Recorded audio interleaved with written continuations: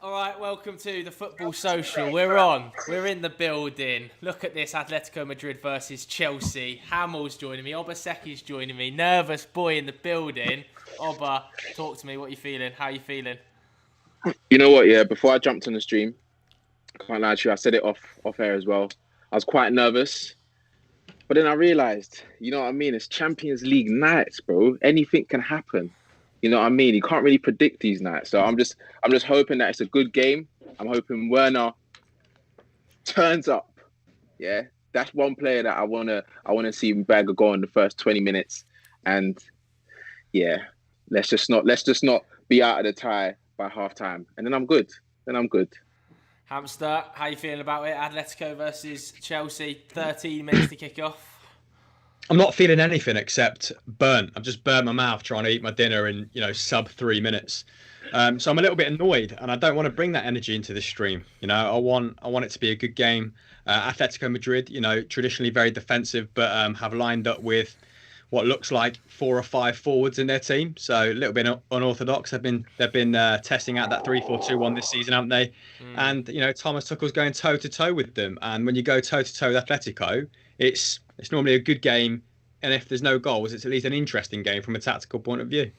Yeah, chat. Let us know what your score predictions are, innit? I'm seeing lots of 1-0 Atletico Madrid predictions. Which I saw dead. 9-6. Can everybody to Chelsea. stop? I saw 9-6 to Chelsea. 1-0 to Atletico. It's the deadest scoreline to predict. And That is the Atletico scoreline, though. Oh, I hope they have it's trademarked not. that scoreline. Do you know what? I actually don't think it will be tonight. I've probably just jinxed it there, but I've now watched 3 La Liga teams in Europe this season. I haven't seen 10 minutes of good football from any of them. Yeah, honestly, they have been horrendous so far in Europe. They've been bad. They've been bad. They've been bad. But the thing is, we drew Southampton in it, and they're getting slapped by Leeds right now, 3-0 in it. So that shows the issues that we're going through personally.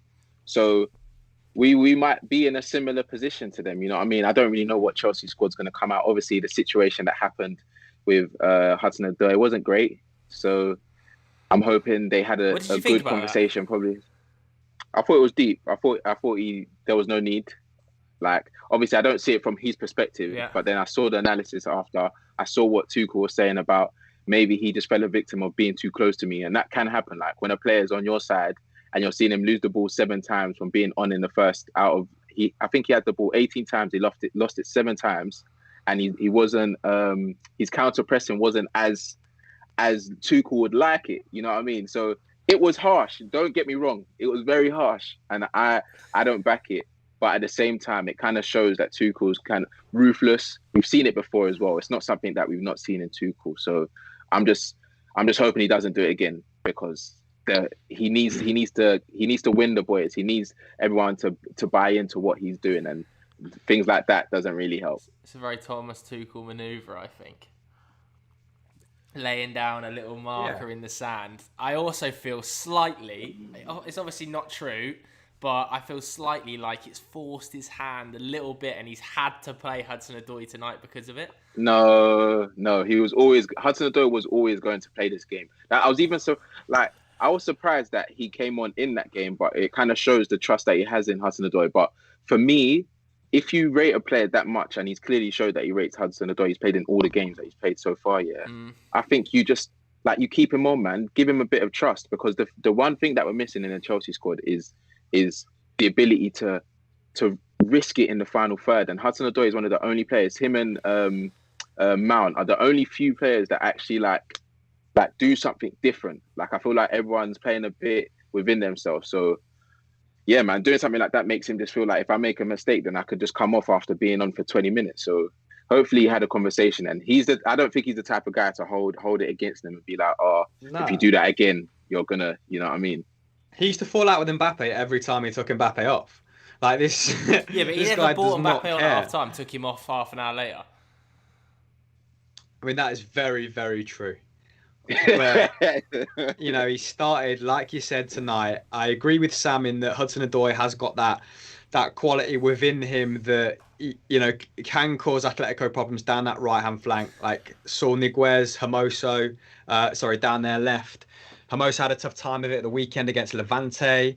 Like Saul Niguez is not necessarily a wing back, is he, by trade? Although he is pretty much a Swiss Army knife for Diego Simeone. Like this is where you want to utilize Hudson-Odoi and Werner's pace. Like if they win it in transition, they can do damage. But Atletico give you very few opportunities. Yeah, don't they? So we'll see. That's why we kind of need them to be brave, man. We need a lot of brave players today. Like we need players to try and take on your man, and if you lose it, make sure that your counter pressing is on point, because we don't want them to get that one opportunity.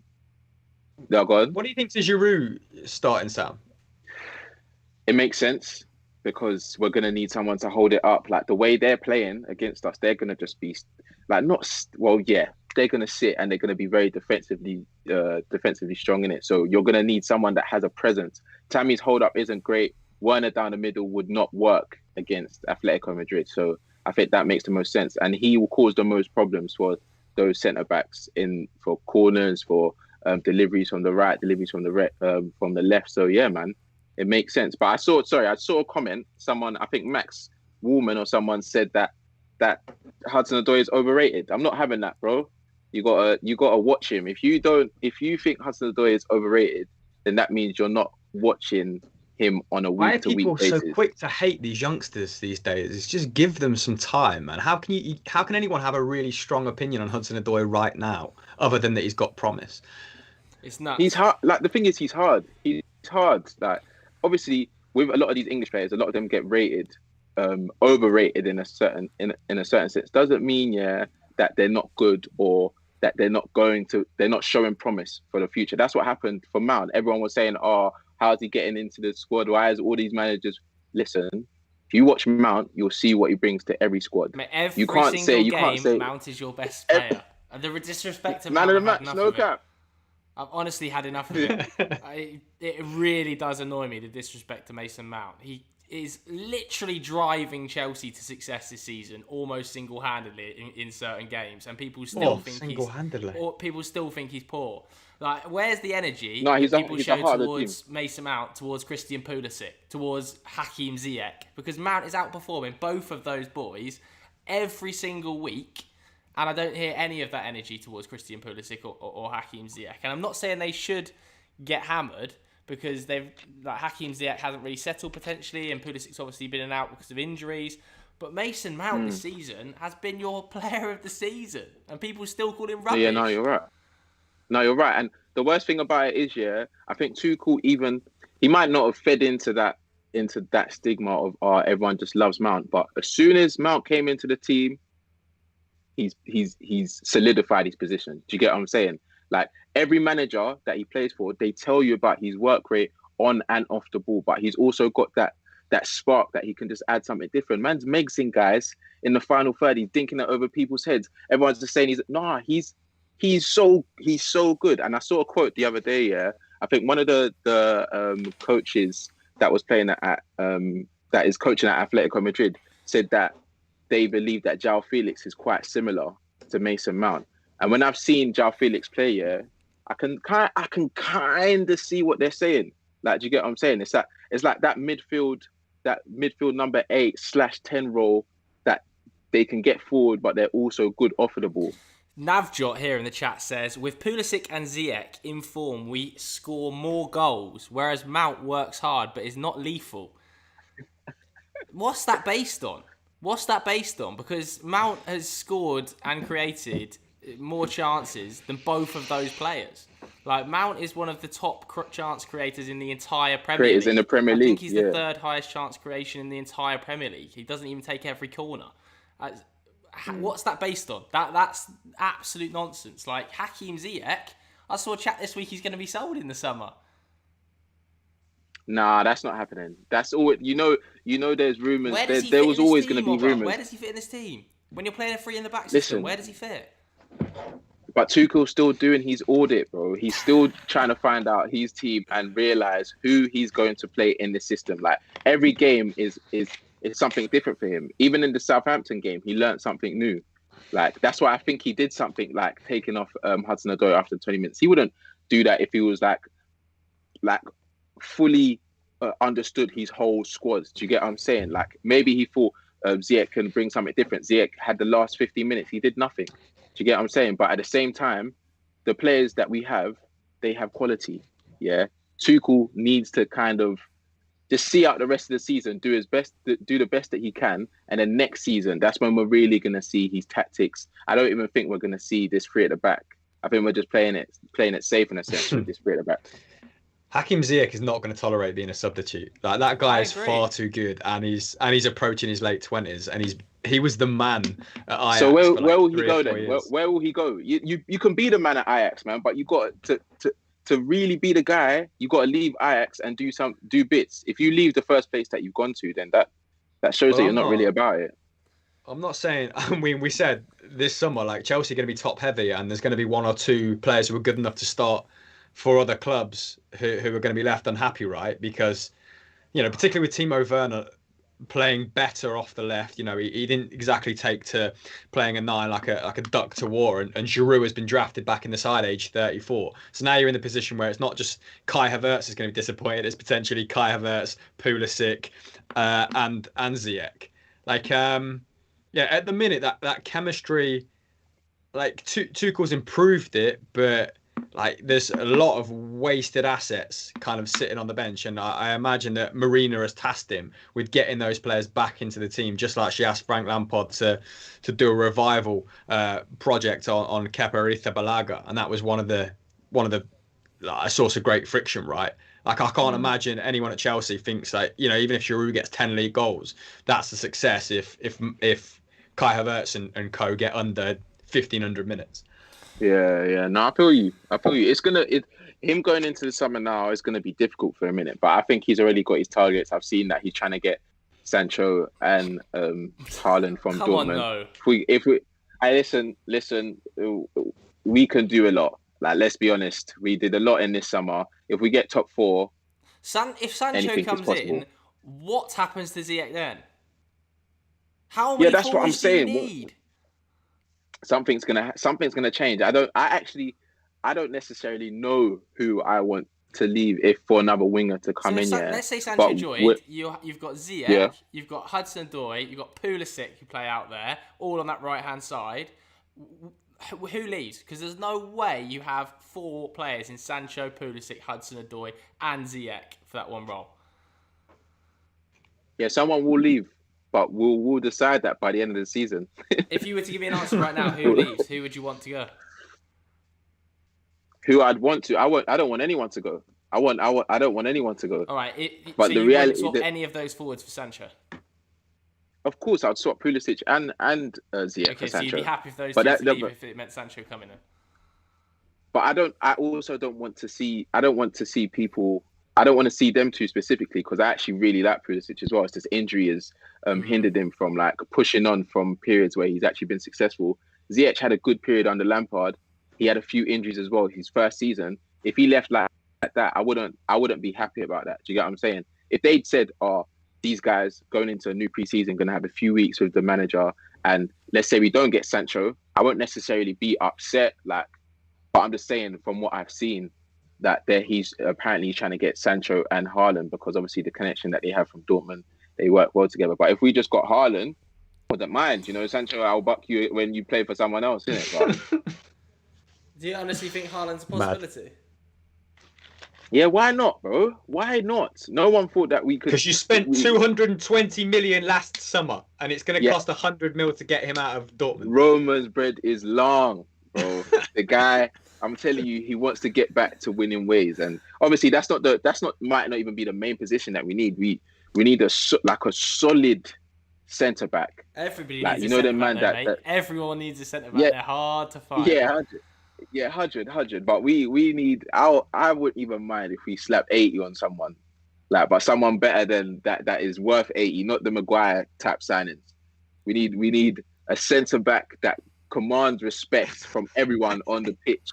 We also need a centre midfielder that commands respect from everyone on the pitch, because I think in our team, I saw Wenger saying something recently about how he doesn't think that we're going anywhere basically with this team. Like, he said it in more words than that. Kick-off, by the way, we've kicked off. Yeah.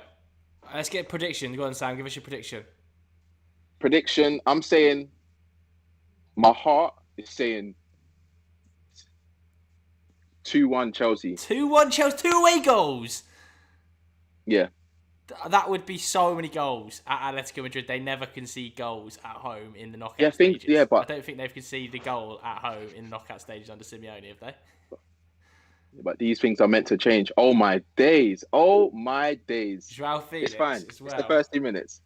It's the first 2 minutes. Look at First 2 Atletico minutes. players already asking for cards. I'm already seeing the hand signals come out waving for cards. And we're 35 seconds in. What are you man saying? I'm saying 2-1. Joe, what are you saying? 2-0 Atletico Madrid. Damn, no faith at all. All right, Chris, I'm supporting what are you Atleti tonight. Let's say it right. I'm going 2-1 Atletico, but like to get an away goal at the Wanda, I think you take that. You man are deep, man. I thought you man were gonna be supporting Chelsea today, and I thought you was just loving off Mount. You were saying he's your guy and that. I love Mason I'm Mount. about 8 years behind you lot, by the way, on the iPad. Oh no! How far behind are you? I'm watching, mate. I'm watching I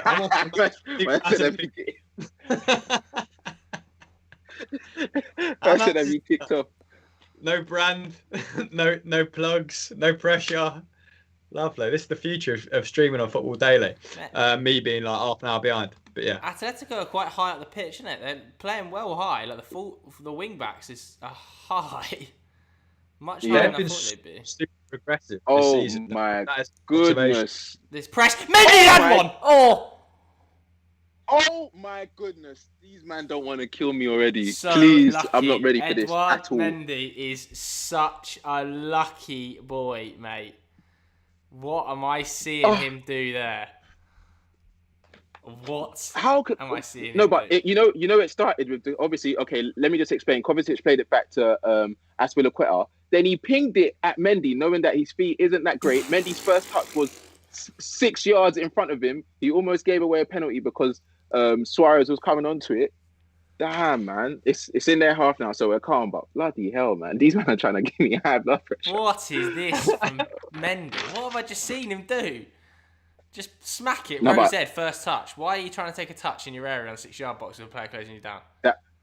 That pass was mad, though. That pass was very it's mad. Just got to go first time. Even if you slice it, it's got to go, innit? Yeah, it has. The press is good, from Atletico Madrid. The press is really good. Oh, yeah. Hamill's just seeing the Edouard Mendy moment. That's not even Edouard Mendy. It's Carlo Cudicini. I'm so far behind. Tuchel's kicking up a stink already. Where's his hat? I've been enjoying the Thomas Tuchel woolly hat recently. That blue Chelsea one. He's worn it every single time I've seen him. Every press conference, a lot. Tuchel. Mason Mount getting that booking already, Sam. He starting for the return leg then? Nah, he didn't get booked for that, did he? Yeah, he got booked. I just watched him get booked. Unless I'm in a time warp, it just said miss his next match. Oh, you're lying.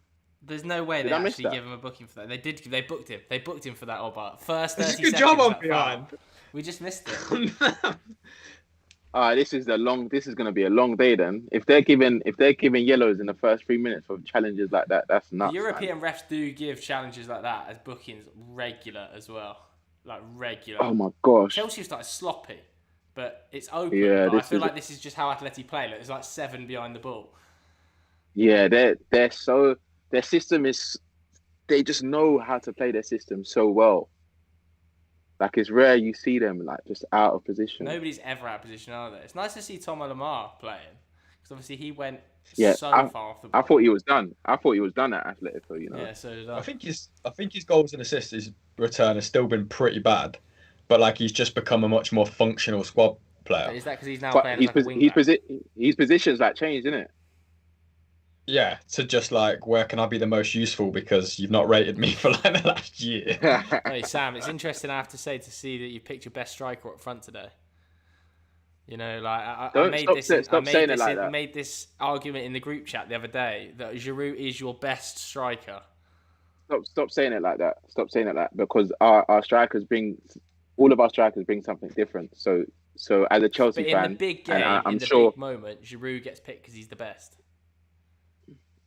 What was it? 10 goals, 9 starts, or something ridiculous? He's also the most experienced. So if you put it that way, like, it's fair to say it's fair to see him starting, but at the same time, like No, Sam, let's have it right. He's starting because they're trying to get the most out of Timo Werner. He's literally buddied and up that's with fine, Timo Werner. and that's fine. He's You getting a get what free I'm saying? pass to the first team now because Timo says play him. So he's the and I'll best. pay He's the better. best finisher in the team as well. Like he's the best finisher out of your forwards. At least Yeah, there's So some he's the but most variety with it. experienced. yeah. He's the best finisher. He's got the best hold-up play. He brings the best out of the team. How is he not your best striker? No, but you saying this isn't like it's not like a shock because we're going through a lot. Like, do you get what I'm saying? We're coming out of a period where we wasn't scoring a lot of goals. We still struggle to score a lot of goals. Do you get what I'm saying? So Giroud being the best, like he can be the best right now, but it's not going to stay that way. Nah, It's not gonna stay he's that gonna way. go in the summer, isn't he? Get replaced. Yeah, and the striker that offers the most in terms of obviously we can talk about him being the most experienced and having the most goals, but Werner has to play. Do you get what I'm saying? Because he causes the defense a variety of issues. What's Aspie done to his hand? Broken hand. He always wears that. Sometimes I feel like sometimes he just wears it, you know. No Like shot. Vardy with that splint. Vardy had that splint Yeah. on for about a year and a half. Marquise de Suave says Tuchel looks like the guy who is busy emptying his desk after a chat with HR. Ridiculous. What, just bare angry. Ridiculous. Man said, Josh said, has Oba caught up the 5 years he's missed of Spanish football? Bro, what does that even mean? You know what I mean? Like, this year, Spanish football has not been great. So who would you say I should watch? Come on. Real Sociedad apparently were doing a madness. We saw what happened to them the other day. That's not Ronaldo have been playing well. Real Sociedad are the worst team United have played this season. And we beat Southampton 9-0. Honestly. I think Joe is guilty of going over the top, but like after a favourable result with United, but they were piss poor. The thing is they? I could have excused it if it had been like a rip-roaring United, do you know what I mean? Or like an unreal United performance. But wow. if it was like they'd never watched United play before. All they did Yeah. was play a high line and like Rashford just jogged into 40 yards of room about 35 times. Yeah. It was madness. And like Bruno Fernandes is gonna like is an expert at picking those passes as another well. ball into 50 yards of room, and here goes Rashford. Like, what have they been working on the training ground week in, week out? And they won 4-0 at the weekend. What's going on? It was Granada. It was Granada that saved that whole like night of or whole week of Spanish football. Let's say because they beat Napoli 2-0, didn't they? It's a pretty impressive result. Did they? I think so. If memory serves me correctly, I could be making that up just because I like Diego Martinez at Granada. This game is good. Go on. No, I was just going to say, this game is going to be very long because the ref is giving them everything. Struggling, mate. He's so slow on the ball. Oh, dear. What's he done? I'm actually watching this Finish at Atletico's old stadium. Oh. Good defending. But yeah, no, this game is going to be very, very, very long. He's going to play, man. You, man, don't worry about these guys, man. Please. Like, as I said, he's still doing an audit. Yeah, but like, he's literally... if Ben Chilwell the doesn't period play for that the next 3 months, does he go to the Euros? I think he will Ben play. Chilwell has been overrated by Frank Lampard, and it's I think it's probably going to hurt his reputation a little bit. Like, he's a perfectly serviceable fullback. I like him. He's a good player, but like when you shell out £50 million on a player, like he's got to have more obvious qualities. Like Ben Chilwell is a really good all rounder, but James Justin has effectively replaced him, and he costs like $7 million. I know like Brendan Rodgers is good at developing talent. That's not going to happen, 9 times out of 10. But what is he excellent at, Sam? That means he must be back in the team. No, but that's the thing. Like, I don't think we've seen the best of Chilwell yet. He's had good patches. He's also had injuries as well. Like, I just don't think we've seen the best of this Chelsea squad. But like I said at the beginning, I think we need a few leaders. Oh, that's a decent ball. It's a great ball. So you think you're going to go to a 4 next season, innit? That's where Chilwell will come back. Yeah. I think Chilwell will come back in when we go to a 4 and we get another solid centre back. Like, I don't see us playing three at the back. I only see us playing this way because of the players that we have in the squad at the moment. Like, we just, it's hard to... Yeah, Alonso can't play in a 4, can he? Like, Chilwell obviously can. 1-0 Bayern, by the way, in the Lazio game. Shock. Who scored? Lewan. I'm just looking now. Hasn't come up yet. It's literally must have just gone in. Chat, who scored in the Bayern game? You probably know before I find it. Josh. Lewandowski. Said that Mason is our best striker, mate. He's your best player. Can't lie to you.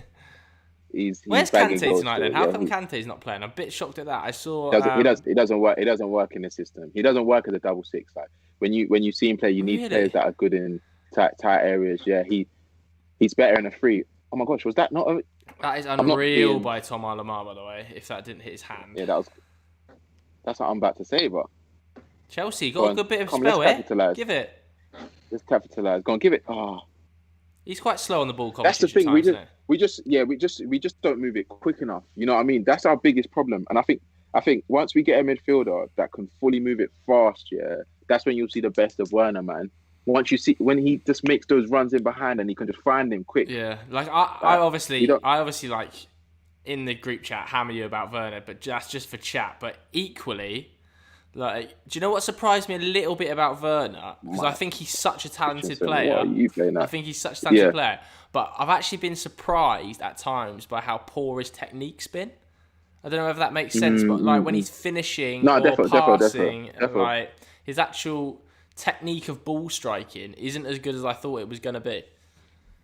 But he's even said as well, like he's not had to, like he's basically come down to earth coming to the Premier League. Do you get what I'm saying? Because in the Bundesliga, he was very comfortable, balls in behind. You know, most teams play a high line.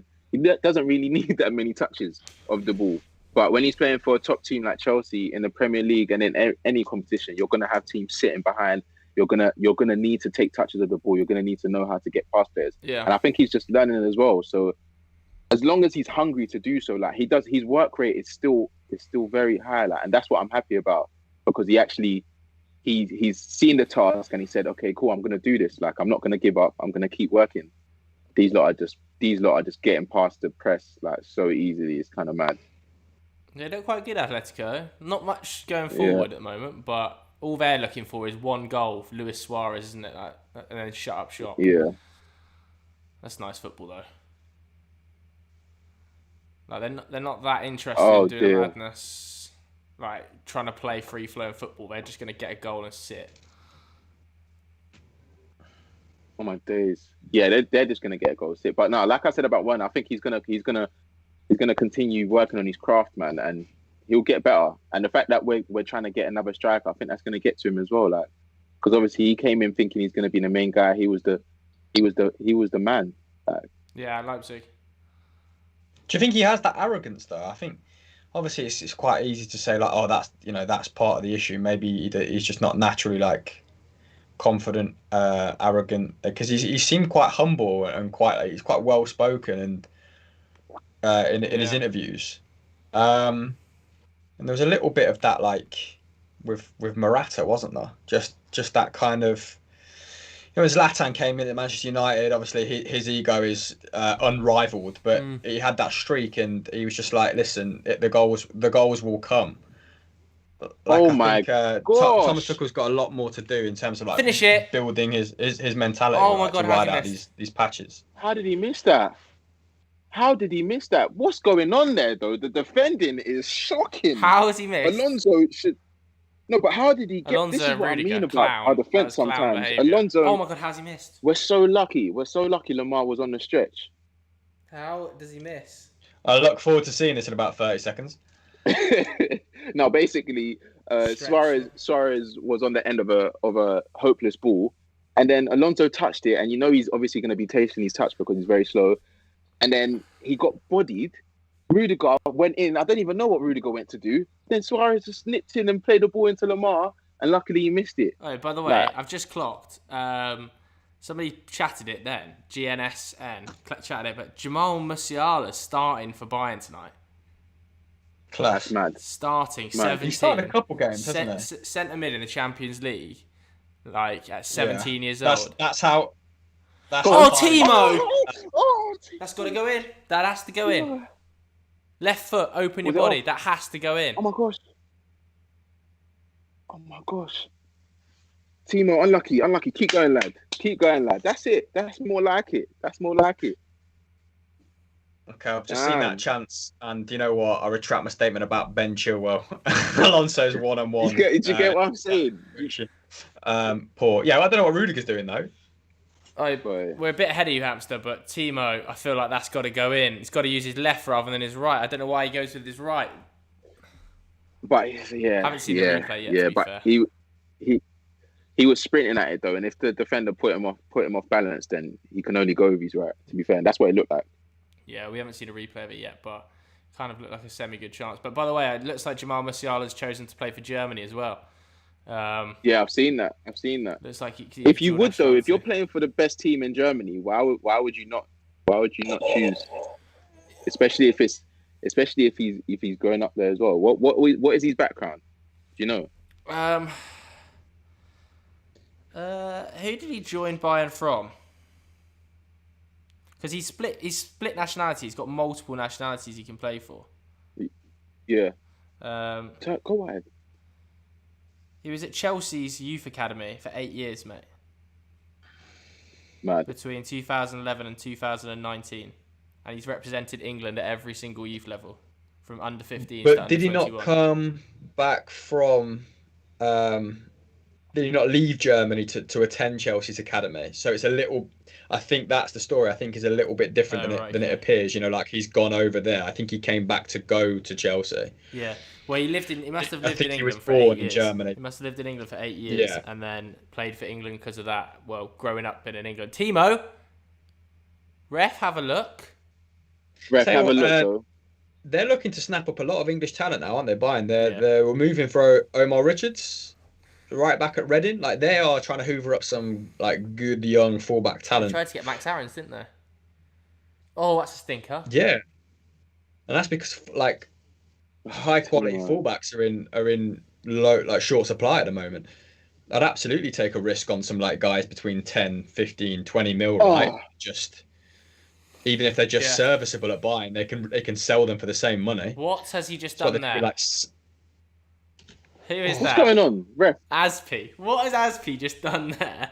That is whiffing by Azpilicueta. That is awful. Wait, are they not going to check? Is that not a check? VAR check for the penalty? No. What? Nah. Have you just conceded a penalty? No. It was Werner basically went down in the box, but obviously it was nothing. Yeah, I'm there. Bit soft. That is awful. Atletico having a dodgy 5 minutes here. That's it. Go on. Play him early, man. It's not been a super high quality start, has it? It's been a little bit... This is how Atleti love it, mate. They love it down and dirty. Attritional possession in the middle third. They always love it like this, though. Like, I've not watched an Atleti game where they've been anything other than sort of attritional, like quite dull, and then they squeeze 1 or 2 in. Even when they beat Liverpool. What's the ref looking at here? Are you working at overtime here to keep me in frame? I just keep popping in and out. What is this? This is my first stream in these your conditions. Internet's not good enough, basically, to hold it up the whole time. How bizarre is that as a feature, though? Hello, look at me. Get me back in the center of frame. Got Joe on the vision. I saw a question earlier, yeah, and it said, "Do you guys think the third place in Champions League group stage should drop into Europa League? Why should they get a second chance in Europe?" What do you man reckon? No, it's totally fair enough because it makes the Europa League a much higher quality tournament. If you didn't have that elite level club dropping in, like viewing figures and general quality of game would be so low, man. Like the teams in it, given it's a much bigger tournament, that's why they go round of 32 rather than round of 16. There's an extra round of the Europa League knockout. If it didn't have that, it would be low level from 32 teams at that stage. It really would, without like at least one from each Champions League group dropping in. What are you saying, Hamill? What was that, bro? About the Europa League? Yeah. So I just got sucked into the game then for a second. It's fine. It's fine. Like, I think the Europa Conference is gonna. This new competition is probably going to compensate in some regard for those teams that just can't compete beyond beyond the group stage. Like there is something that probably needs to be done with the prize money, because it's, I think, a good Europa League campaign is like, I think it might even be worth like sub 10 or 12 getting to the final, whereas obviously getting to the final of the Champions League is 40 to 50 mil, so it doesn't really help, bridge that gap. I mean, look at Sevilla, kind of case in point. But yeah, it's fine, I think, as it is. I'm more curious about this, about them tinkering with the Champions League, right, and making that a bigger competition, floating the idea of having a league table. It's sort of cyclical. It happens. This chat happens every 3 or 4 years when the big teams spit their dummies out, right, and want more money. But it seems to maybe have a little bit more substance this time. I think probably some changes are coming in the next couple of years. It's like the World Cup having, like 40 plus teams as well. Like let's hope that doesn't happen. It's happening. What, the World Cup going to 40 teams? That'd be madness. I can't. Maybe I just read this in Soccernomics. I don't know if it's going to be for Qatar, but it's just more countries now, bro. Oh my god, that's so sloppy. Who was that? I think it was Cover. Do you know what? I think Chelsea have been good at the first 21 minutes. I think they've been good. Yeah, no, we are. But it's the same situation. Final third. We just don't really have those ball. Like, I can tell Tuchel obviously wants ball playing centre backs. Yeah, the positions that they take up. Yeah, but some of the passes in those areas are just, you just wonder how you just can't get it to your man like every time. But he's trying to think, man. I can't lie. Yes, Giroud. Who do you think? Like, what centre backs out there now, regardless of price, would you go for? Then, like, we spoke a lot about the forwards, and you're moving for Haaland. But is there any centre halves that really tickle your fancy now? Oh, I actually don't know. Yeah, I mean, a lot of City fans want to pick Ruben Diaz like as their first signing. Yeah, literally. But there's no one there's not like a standout to me. I keep hearing the name Jules Koundé banded around with every team. Yeah, and then I look at him and I think same. He's 5'10". I don't see how you can come in and be like that commander that I'm asking for. Do you get what I'm saying? Like 5'10". I think he's too small. I actually think it's genuinely too small for the Premier League. I think like Fabio Cannavaro could have played in the Premier League. But maybe it has to be exceptional, and he's not quite there yet. Yeah. But because Man United keep getting linked to him, and I haven't seen him play other than when I watched a little bit of Dortmund scoring goals against them for fun. But he does seem small. Yeah, I could imagine him rocking up next to someone like Van Dijk and being class, right? Someone who's just aerially dominant, or like Ruben Diaz. I mean, Maguire is dominant in the air, but and maybe like Kwande's pace would make up for that turning circle of Maguire's. But no, I still think if you're Jules Koundé, you don't want to go in next to Maguire, your debut season in the Premier League, all to prove like up against it physically speaking. Yes, it's difficult. I think at half time, Hamill, we're gonna have to pause this and watch it with you because you're so far behind us. I feel like now. What time stamp are you on? 22:40. Full minute behind us. We'll pause it at half time and catch up. We'll let you catch up. Yeah, fair play. Mate, Chelsea have started the better team here. Chelsea look better than Atletico first 23 minutes, I think. Yeah, but it's just the final third. It's the same situation, the same problem. Like we're the two teams have the same. Like our problem is more involuntary. Yeah. Do you get what I'm saying? Like we actually are trying, but they don't mind just getting one goal. Do you get what I'm saying? Go on again. Days. Oh my days. If Chelsea do score, I'll throw my hands up just for the thumbnail. Yeah, but like I will be celebrating a full minute afterwards. Buy Munich 2-0 up. That's that tie over there. Class. 2 away goals. That'll be game over there, surely. Yeah, no. What are the chat saying about who Chelsea need to get? Because I'm seeing a lot of Koundé, but who else, man? Who else is there? Because you could look at the Premier League as well. There's a few centre backs, but how much would you get them for? Is the biggest thing. Somebody said Konate in the chat a minute ago. I saw. Musiala scored for Bayern, by the way. Musiala 17. Man. Yes. Unreal. No one Mad. in the UK is interested now. Now he's chosen Germany. Like they'll stop talking about like this much vaunted wonder kid. Now he's opted to play for the Yeah. I'm Mannschaft. surprised You he's watch picked it. Germany because I feel like England are in a better place development-wise for that age group than Germany are right now. I feel like England's probably, alongside France, the But outstanding talent creator how much of a chance? in Europe at the moment. Maybe he's Oh, looked at the now, competition a now. little bit and just thought, Surely not, man. You back yourself at that age, don't you? Like, imagine Musiala and Bellingham and all those sort of boys must have played together for every age group he's played, 15s to 21s. Like, surely you back yourself to play for England if you've played at all those age groups with them. yeah, potentially. Like I don't even know what the makeup of Germany's side is at the moment. I just remember them losing 6-0 to Spain recently, right, or late last year. It's now February, Chris, the end of February. Wow, my screen went really small for a second there. So maybe like it's like England's next kind of wave is kind of established itself, and there might be more opportunity within that Germany team in the next couple of years. I don't know. I don't know. Maybe he just feels it's hard, isn't it? Because it could just be on a personal level. Like he was born there. Maybe he just feels like a great connection to Germany. Oh my gosh. Oh, Sam, I think he was born in Stuttgart. A few people are saying Mark Guehi and Ethan Ampadu. I see Guehi. Yeah, he's doing bits at Swansea. I've not really watched. Oof. I've watched one game. I watched him against when they played City, and he even though they lost, he played quite well. But in terms of his numbers that I've seen in each of he's been doing bits, man, and he's strong, man.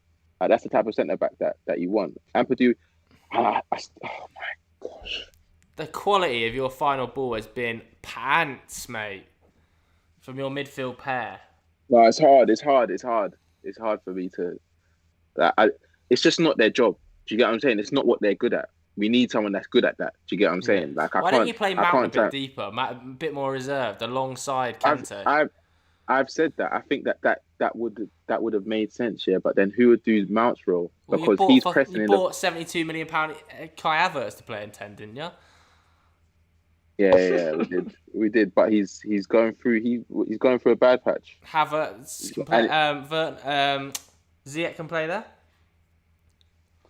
But Ziyech's pressing isn't good enough. Like if you see Mount pressing in the final third, Yeah, it's mad. and that's your level. It's hard to look past that. You know, like honestly, anything below that standard, you're actually questioning. Like, should this person be playing? I think that's the hardest thing. Like, it's what you'd rather sacrifice, because I think Mount in a deeper role, he would have more time to find that final ball. But then how much pressure would we be under if he doesn't press Yeah, no, I do know what you mean. the way he does? Few people at. I'm still thinking about that. Go on, Hamster. I'm still thinking about that centre back question. You know, like, so I'm looking at the league table here. I'm not on my phone. I'm not being rude, guys. And there isn't an awful lot of standout defensive talent. Like, you know, traditionally Chelsea would have just raided the next big thing, right?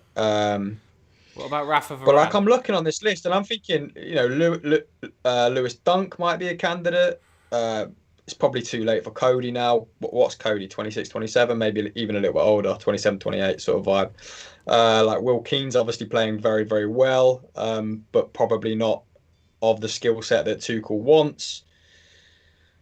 Mate, what about Tottenham's Rafa defence Varane? is What shot about Rafa to Varane? bits. Varane's a shout. Varane's a shout. To be fair, I'm sure he wants a new chat. Go on. 2 years left on his contract's up at the end of the year, isn't it? Not this one, 2022. So he'd have 1 season left on his contract at the start of summer. I think Madrid are going to have to either pull the trigger or not pull the trigger, because Ramos's contract's out. I think Alaba's joining. they'll use him I think they'll use him in a dildo to get someone else. Yeah, we said this last week, I didn't don't think. we? What do you think about this move, Hamster? We said this on the stream last week.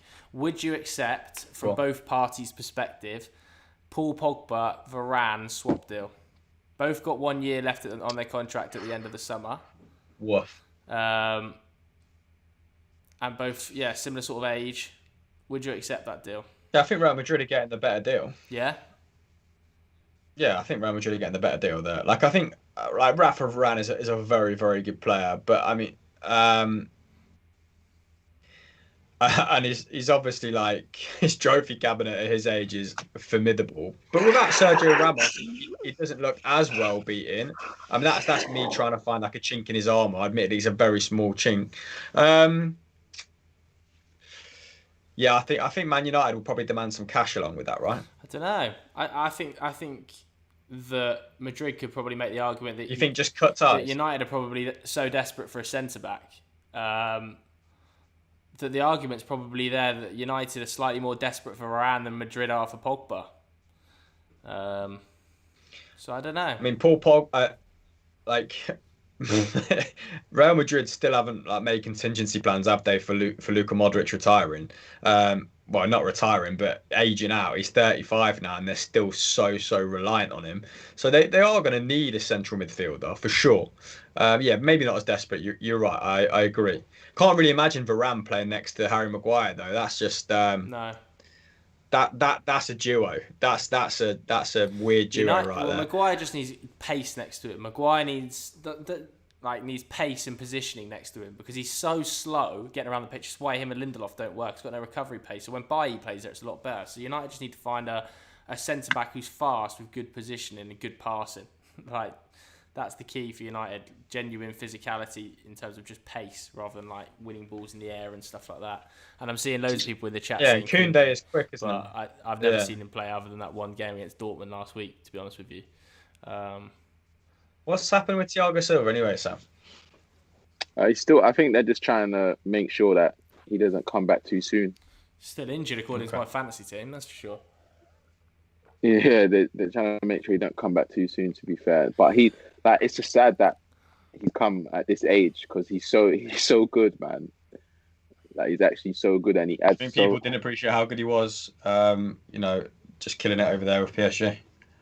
Yeah, because obviously you always say that if you're at the best team in that league, people are gonna say, "Oh, you don't really have that much competition." But in the Champions League, he was as good as any other centre back. That's why when he was coming, I didn't really think, "Oh, we're getting a guy that's just trying to see out the end of his career." You can tell he still wants to win. He still wants to win things, and he's still got his ability. He's just not as fast, and his body doesn't work the same as it used to when he was younger. But he works twice as hard. In the interviews that he's had, he's saying that he's probably doing more workouts than he was doing when he was younger. That's how much he wants to preserve his career. Yeah, he was a late bloomer, wasn't he? He's had a weird career trajectory. I think he was playing in maybe Russia or Ukraine at some point. I can't remember.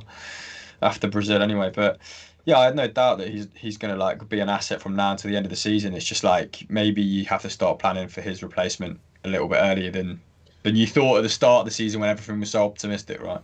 Yeah. What about Malang Sarr? Loads of people in the chat saying Malang Sarr. Obviously, bought him in. I've seen that. Him out to Porto, did you? Nah, Chelsea bought him in just to sell on. That's just a classic, Chelsea get on a free, sell for 15 mil in a year's time. I think sort of deal. I think he's a good player. I don't think Pato loves him. Pato loves him. Out on loan. I think we liked him just as a free transfer. I can remember Pat saying he liked him. I don't remember Love. But surely Tomori's ahead of him in the pecking order, Sam. Yeah. Tomori. The thing is, Tomori's situation was unfortunate, but where's Hudson-Odoi going? He's over at that. Suarez looked leggy there, by the way. Suarez looked like he's running a treacle. You can never put it over the top for Suarez like that, man. What do you think? This is 10 years ago, bro. Goodness me. That was mad. Do not tell me Suarez has got the tattoo of his celebration on his neck. That is awful. Yeah, he has. Nah, he has. But if you're a footballer, I've seen worse, man. Yeah. To be fair, that is bad. What is the worst? I think it's Diego Perotti has a tattoo of just a boot and a ball on his neck. He plays for Roma. I don't want to make this personal, but it is one of the worst tattoos I've ever seen. That's what I was gonna say. Edison's what's is the worst by far. Edison's, that smiley face. Nah. I kind of like it. You're nuts. Still acid house tattoo. You're nuts. I think the worst tattoos I've seen on a baller is Morelos. I think he did too much. Who? Oh, Raul Morelos. Yeah. He looked like he was in Sons of Anarchy, man. Yeah. I'll tell you who else has got a rotter. Joe Hart, the full black sleeve, just one pure colour. It's like the armour plate. Have you seen that? It's just black. Yeah. The whole arm is I've seen just that. like no Yeah, pattern. he went it's to just Italy black. for 1 year on loan, and he got that band, didn't he? And then he went like full black on the arm. George Wright just texted Like, me we saying get it. Eduardo Vargas has the Jordan Jumpman tattoo on his neck. It's definitely up there, to be fair. I'm trying to think of some other rotters. Oh my days. There's got to be some, man. Who else? Who's got the best tattoo that you've seen? Daniel De Rossi. He has the hazard sign, like the warning hazard, yellow warning hazard on his calf of him breaking someone's leg. So, like, if you come in near someone, it'll be the end of you. By the way, this game is awful so far. It's not great. This is classic Atletico Madrid, isn't it? Like, it's just been so. That's good play though. All right, stop jinxing it. Stop saying too much when they're in our final third, bro. I'm not. I've been disappointed by Atletico Madrid. This team that is romping to the La Liga title, that Doogie was saying was on course for 100 points, that could win the Champions League. I'm being disappointed. Why are you trying to do the Doogie I'm voice? not gonna lie, and I saw people putting this Atletico Madrid side up as potential Champions League favourites alongside the likes of Man City. This team isn't in the same category as Man City, man. It's not. Nah. What? City would wipe these, man. That's the ball. Right, ball. Oh, Callum. Oh. Unlucky. The issue is that in just one game shootouts, they're just so hard to beat, aren't they? Like, they are boring to watch, and maybe I'm just being harsh because they're just so boring, but they are not good. They are not good to watch at all. They're not good to watch. But it's interesting, the players that play there. Like, you see what Felipe Luis said about the different styles between him and Jose Mourinho. Yeah, like, obviously people always compare like teams that park the bus, and it's like a lot of teams actually go to Atletico and they buy into the philosophy. Do you get what I'm saying? Because they kind of see it more as like a winning system rather than just defend at all costs. That's good press by Atleti. Coque. Mate, they've been so sloppy though, Atleti, haven't they? Like, to a man in the midfield, they've been so sloppy. Like, Chelsea haven't really created anything. Atletico, have they had a chance that wasn't that Eduard Mendy howler? But other than that, I feel like they've been dry. No, they have the Lamar. He could have bagged that. Oh yeah, that was a mistake as well from the centre back and the left back colliding, wasn't it? Yeah. No, they've been good at defending their own box, haven't they? Like, Chelsea, this is kind of what I said on the podcast that we filmed today. Like, Simeone, like, so far from what I've seen, Thomas Tuchel, like, Chelsea so far have had good possession under him. It's not been like the most. Turn, Timo. Go on. Oh, unlucky. But like, I think this is how people thought the game would play out, right? Like, Chelsea would have most of the possession, maybe not in dangerous zones. Atletico would defend their box well, but then, like, Simeone goes 3-4-2-1 as well, and you get your hopes up. You think it's going to be a bit more expansive, and it's not. It's really not. Yeah, a lot of people are saying though, don't judge them by one game. These man judging Atletico it's not one game. One game. Come on, guys. Let's be honest, man. Since Simeone's been at Atletico, he's styling it. Like, when he's not playing against you, and he's playing against a team that you probably hate, you love it, innit? But when he's playing against you, you're just thinking, flipping it, man. This is that. Do something different, bro. Like, make the game interesting. I know. Like, some guy here, LKSKS, he says, tactically speaking, Simeone is the best manager in La Liga. And like, my response to that would be, I mean, the standard of manager in La Liga is probably one of the worst of all the top 5 leagues. Like, the Premier League, Bundesliga, and Liga coaching level is better. I'm not sure about that, man. Like, the Bundesliga and the Premier League's coach is 100% better than La Liga's. Yeah, I mean, it's pretty difficult to top them two, isn't it? For different reasons. Obviously, like the Bundesliga. Who are the top coaches there right now? Obviously, Hansi Flick, Marco Rosa, Lucien Favre's gone, Nagelsmann. I mean, if Nagelsmann and even Flick's still a bit of an unknown entity, isn't he? Because, like, they've not gone for a real bad patch yet. Like their bad patch has been one win. Their bad patch has been one loss, one draw in like their last 6 games. Yeah, but that is because he's like, extremely good as well, isn't it? Well played. Yeah, I want to give Hans Click the credit. I'm just saying, like, if he found himself out of a job tomorrow, does a top team in the Premier League take him? Like, okay, no, good chance. Take Nagelsmann and Marco Rose out of the equation. Who are we talking about in La Liga? Like, if Ronald Koeman lost his job tomorrow, who picks him up? Zenit St. Petersburg. Yeah, probably. Probably. I think it's probably more interesting talent around mid-table. Like Lopetegui's obviously had a massive career renaissance at Sevilla because his credit took a huge blow at Real Madrid. I think they're probably been one of La Liga's better teams to watch. It's not good for La Liga when Real Madrid and Barcelona are struggling at the same time. It's good for us because we can bang out loads of titles. But where's Correa going? Suarez, he's held it. What's he done? Oh my gosh, this game's opening up now, How Suarez missed it, man? There we go. Don't foul him. Oh. How did Suarez not finish it? Don't forget Adi Hurta, Michael. Why Well couldn't I say Michael then? Erbsman, yeah, good shout. Big fan of Adi Hurta. Ligan's silently collecting some quite good managerial talent as well recently. If you do not give him a yellow for that, and you give him Mason for the first 5 minutes, yeah, he's on a joke. That is shocking. He's on a joke to him still. I feel like Suarez's chance is such a good chance. Yeah, no, it's a big chance still. Here, see the replay now. I feel like he just fluffs it. Oh. Yeah, he fluffs it. He fluffs it massively. It's such a good chance. He's the wrong side of Rudiger. Goes for his legs. Goes for his legs. He's not going to miss another chance like that, though, so he better pick up the heck. You got caught in possession, didn't you? Their press nabbed it off you. We just need to move the ball quicker, man. A lot of people in the chat are saying Celtic could take Koeman, right? Hamster?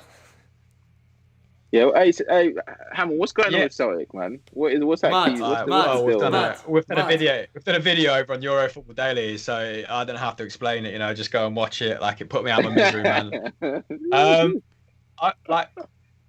I would take Koeman, but that's not because, you know, he's like highly desirable. It's because his football IQ is better than Neil Lennon's. But, like, you know, if it was, no, I'm not going to say it. I'm not going to get drawn into like going on a trade against Neil Lennon. Now, what's wrong with Neil Lennon, man? It'd be fine if it was 2010 still, you know, and Celtic's main problem was, you know, a slight disconnect with the fans, and if this was basically, clubs of Celtic size, this is the crux of the issue for me. Clubs of Celtic size need to be innovative, to plug that talent gap in Europe.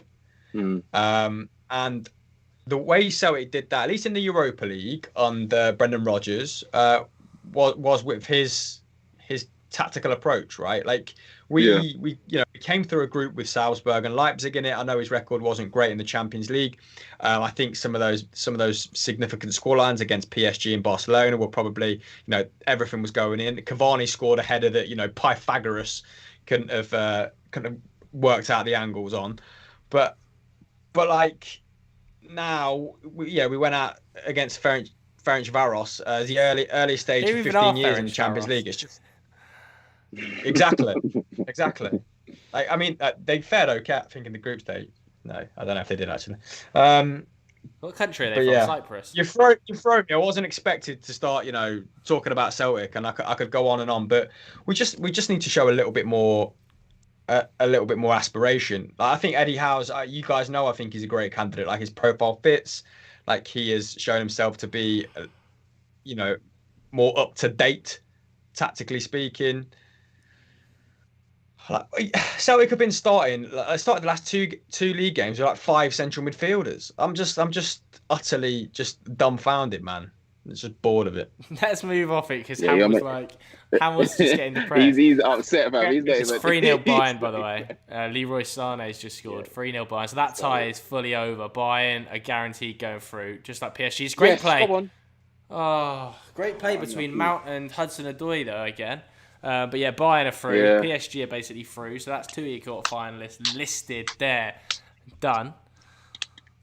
I mean, you think this game's bad? You should try, you know, watching Celtic lose to Ross County twice in one season. Ross County, their wage bill's as big as Football Daily's. It's calm, man. It's calm. Someone said Ernie Santiago. Ernie Santiago bagged in. Ernie Santiago, God. How come you've not got an Ernie Santiago kit yet? That's mad. No, it's mad. Right, Yeah, it is. It is mad. The worst thing is every player that I'm on pro clubs, everything, Santiago, man. It's gonna stick with me forever. I'll never forget that moment. That was so Oh funny. my God. This game has been dry. Get your questions in ready for half time. There's 30 seconds till half time. And we'll answer questions at half time because this game has been dry. Yeah, man. I know. Hey, okay, Joe. You know what I want from you? Yeah, I want your honest opinion. I want to hear it. What's the question? Agendas aside, and I'm saying agendas aside because I know that you're a man of many agendas. Yeah, I am. Yeah. Havertz. Yeah, a lot of people are obviously asked why he's not in the squad. Is he injured? Are you one of the people that actually? Yeah, he's injured. He's coming back from injury, innit? Yeah. But are you one of the people that say you don't feel him, you don't think he's gonna make it at Chelsea, or we need to give him time? I want your honest opinion. You definitely need to give him more than one season, for sure. But my issue with him is so far, I don't see where he fits in the team. He just wants to occupy the same space as Mason Mount. And it feels like Mason Mount is undroppable for Chelsea. I don't think you can have a balanced team with Mason Mount and Kai Havertz in it. It's the exact same problem United have with Pogba and Bruno. It's very unbalanced when they both play in there. If one of them plays, fine, they'd probably look better. But I don't understand where Havertz plays when Mount plays as well. But surely when you said like a Mount could fit in deeper next to Kante, yeah, do you not think that Havertz can be a bit further forward if he's willing? That's probably the only way I press can see it. That's probably the only way I can see it happen. Is Mount plays deeper and you have to sacrifice his attacking game for Kai Havertz. And I just don't think that, maybe Tuchel will be different, but I don't see why they would sacrifice at the moment Mount's attacking output for Kai Havertz. I think it's probably been the outstanding thing for Chelsea this season. So why would you then say, okay, we're going to pull that out of the team to put Kai Havertz in and risk it? It might change next season, as you said, if you change formation and once Tuchel gets his feet under the table a little bit more. But at the moment, I just think there's no reason to drop Mason Mount for him at all. I haven't watched him once this season and been impressed. And I know that he has. I know that's maybe harsh because I haven't watched every Chelsea game. But when I've watched him, every time I've thought Mason Mount's playing better than he is. Yeah, but it's easier to say that, man, because I just think that Mount, the way Mount plays is more desirable on the eye. But like for someone like Havertz, yeah, I think you can see the quality. Like people here in the chat are saying, play Havertz striker, play Havertz striker, double striker. Yeah, and that's what I was gonna say. No, but it can work because listen to if you put Havertz into this squad now, yeah, and you're saying you take Giroud out. If you've got a false nine like Havertz, he's used to playing that position. He played it in Germany. Like he can. So who plays with their back to goal in that system?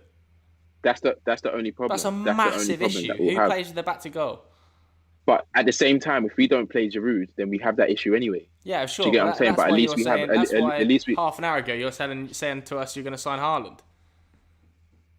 Yeah, but it's also dependent on who you play, like who you're playing against. For sure, but let's say you do sign Haaland. Where does Havertz play? In that, he'll occupy that number 10. So you're going to play Werner and Haaland and Havertz and Mount. There's no balance. This isn't FIFA Ultimate Team. In the words of, was it Miles from Filthy Fellas? He's playing Ultimate Team and there's red lines everywhere. No, but what did I say to you? We need a dominant centre midfielder because we need someone that can basically be there as a backup. If anything goes wrong, fam, we actually. Okay, so if you bring a centre mid in, where does Mount play? Mount can still play though. That's what I'm saying. The problem is if Mount is playing with someone like Kante or Jorginho or Kovacic, it just the balance isn't working. Want Mount but even if when Lampard was saying that he wanted to bring Declan Rice in, yeah, I wasn't completely against it. If I'm being completely honest, but I understand. As a centre midfielder or a centre back? As a centre midfielder. like as a defensive midfielder, like someone that's got a presence, that can play on the ball, that can play through the lines, and it's just because I don't see Kovacic or Jorginho or even Kante to a certain extent. Like Kante is a type of a defensive midfielder, but he's not the type that we need to accommodate Mount, Havertz, and all the attacking players that we have. If that makes sense, like we need someone that. What's your dream formation with this team? Eight strikers on the pitch, no defensive midfielder. 4-2-3-1. No, 4-2-3-1. 4-2-3-1. What's the team then? 4-2-3-1. So who's your forward four? 4-2-3-1, and then the two would be Mount and a centre midfielder. That is. Name your dream players. You can name your dream players here. Talk to me your dream players. So you just need a lights out defensive midfielder there. Just when Mount goes on these little forays forward, yeah. So you want Kante from like 4 years ago. Yeah, but he's just not the same, is he? Do you get what I'm saying? He's just not that guy, and that's why our squad right now we're in a very. It's not the same transition as other teams like Arsenal or whatever, yeah. But we're gonna go through a mad transition because we've got too many players in the same position. Them all this summer. Like, you bought them all 6 months ago. Yeah, but we had to. If you go on the market and you're seeing Werner, Ziyech, Havertz, and all of these men available, this isn't career mode. This isn't career mode. They weren't listed in the thing. You went out hunting them down and signed them. No, but at the same time, we did need some reinforcements. But it's like right now, a lot of these players didn't come in and hit it off straight away. So that's why we're even having this conversation. If Havertz and Ziyech came in and were just banging, and Hudson-Odoi were just banging, you'll just see the team rotating. Mount is banging. So where does Havertz play? Because this is an ultimate team. You can't just stick everybody in the same lineup. You've got Mount. You've got Mount in that two, in the double pivot, yeah? So I've only heard one name for the 4-2-3-1 so far. Yeah, Mount. So Mount, and then Declan Rice, maybe, next to him. No, don't say... No, Declan's not coming. Unfortunately, he's not coming in it. I can't say a DM at the moment. Right, we'll just... But the three in front, the three in front, I'd say Havertz would be like a second striker type number 10 in it. Like, yeah. But he wouldn't be as deep as you would normally see it. Yeah. So Havertz out wide, tactics in there, Football Manager. Right, yeah, cool. Customer. You know them ones where you change the position on FIFA, or you FIFA man, you change the position, you move the number 10 a bit further forward. That's what I do with Havertz. Then I put Werner in the way he plays on the left right now. That's where I'd play him. And then on the right, you can switch it up. You can have Hudson-Odoi, you can have Ziyech. You know what I mean? And then up top, Pulisic sold. Where's Pulisic playing? Pulisic is injured right now. He's injured right now. This is your dream team. We can't. No, but we can't say dream team because we gotta be real a little bit. These certain players can't get into the squad right now because they're injured, and they're coming back from injury. And then Haaland up top. That would be mad. Surely you'd sell one of those right wingers. Would 100%. You sell? Here's a question for you. Would you sell Hudson-Odoi to bring in Haaland?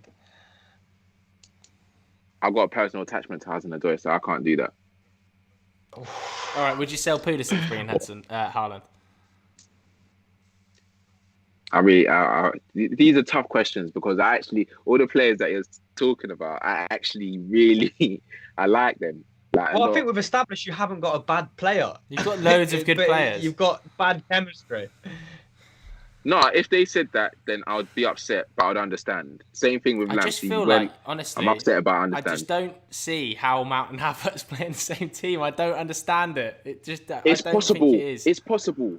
It is possible, bro. It is possible. You will see it work. It is possible. On paper, it is possible. But we have seen so many times this sort of thing. We haven't even seen Havertz in this team properly yet, man. I'm telling you, just give it time. Let him finish his audit of the squad, and you'll see Mount and Havertz playing it in the same team, and you'll be wondering, oh, maybe I was wrong. That's what you're going to say at the end of it. When Havertz come back from injury and he's playing in that false 9 position, then you'll be wondering, the chat is right, you're waffling. If Havertz, in your 4-2-3-1, if Havertz is playing as a 10, like Mason Mount has got a thankless task, endless work, like playing 6-8, like that is unbelievable amount of work to do next to a defensive midfielder. And not only are you selling, but Havertz still works. Not only are you selling Pulisic in that situation, you're also getting rid of what Kovacic and Jorginho, because they're not fit for purpose in a double pivot with Mount. And Ziyech. Ziyech's out the door as well. But to be fair, but that's the saddest thing about the situation. You're talking about players like what I want for our squad. What I want for our squad is there to be a solid rotation of quality players coming in and out of the squad. The same way you see at City, yeah. We've started that little system now. We've got the players. We've got a few players. If we get a few more in, I'm sure that certain man won't be angry with more quality coming in and then rotating in and out of different formations because the reality is all of the top teams you have to rotate. It's only Liverpool that in the last few years where they did change the squad, and look at them now, they're struggling because they didn't think about the future. They didn't think about what if this player gets injured. If they had a few players on their bench that they could rotate out, that they could trust, then it would be a different story. So that I'm just saying for what I want for the future of Chelsea. I do hear that. You know what I mean? Hear that, and I understand that Liverpool didn't build on the squad, and obviously example, as everybody would be Man City, who have a very deep team and a very deep base. But I think Man City had like an established team and then added players. What Chelsea have done is added everyone, and then it's like, where are people playing? Like, it's a bit of a panic. So I do think, I still think they probably signed one or two too many players in the summer. Probably one or two too many forwards. Like I think Ziyech was a pretty unnecessary purchase for Chelsea, especially with Hudson-Odoi staying. I don't know whether that was being concocted when Hudson-Odoi was being talked about as potentially moving on to Bayern, but when he stayed with Pulisic already there, Werner willing to play wide as well, I don't know. That felt like probably one too many in that sort of creative role, I think, for me. It's difficult. No, I wanted to put my money where my mouth is there, Sam, and I just hammered out a couple of formations for you. Like, maybe you play a 4-1-4-1 and you have Kante there, you have another defensive-minded midfielder in there, and it maybe shores it up a little bit, and you can kind of play that Havertz Mount combo in that space that you want to see them right. You want Havertz to be like that version, that player he was when he was playing with Julian Brandt at Leverkusen, and the pair of them were just killing it, right? But I would actually sell Hudson-Odoi in this situation. Wow. You would sell him?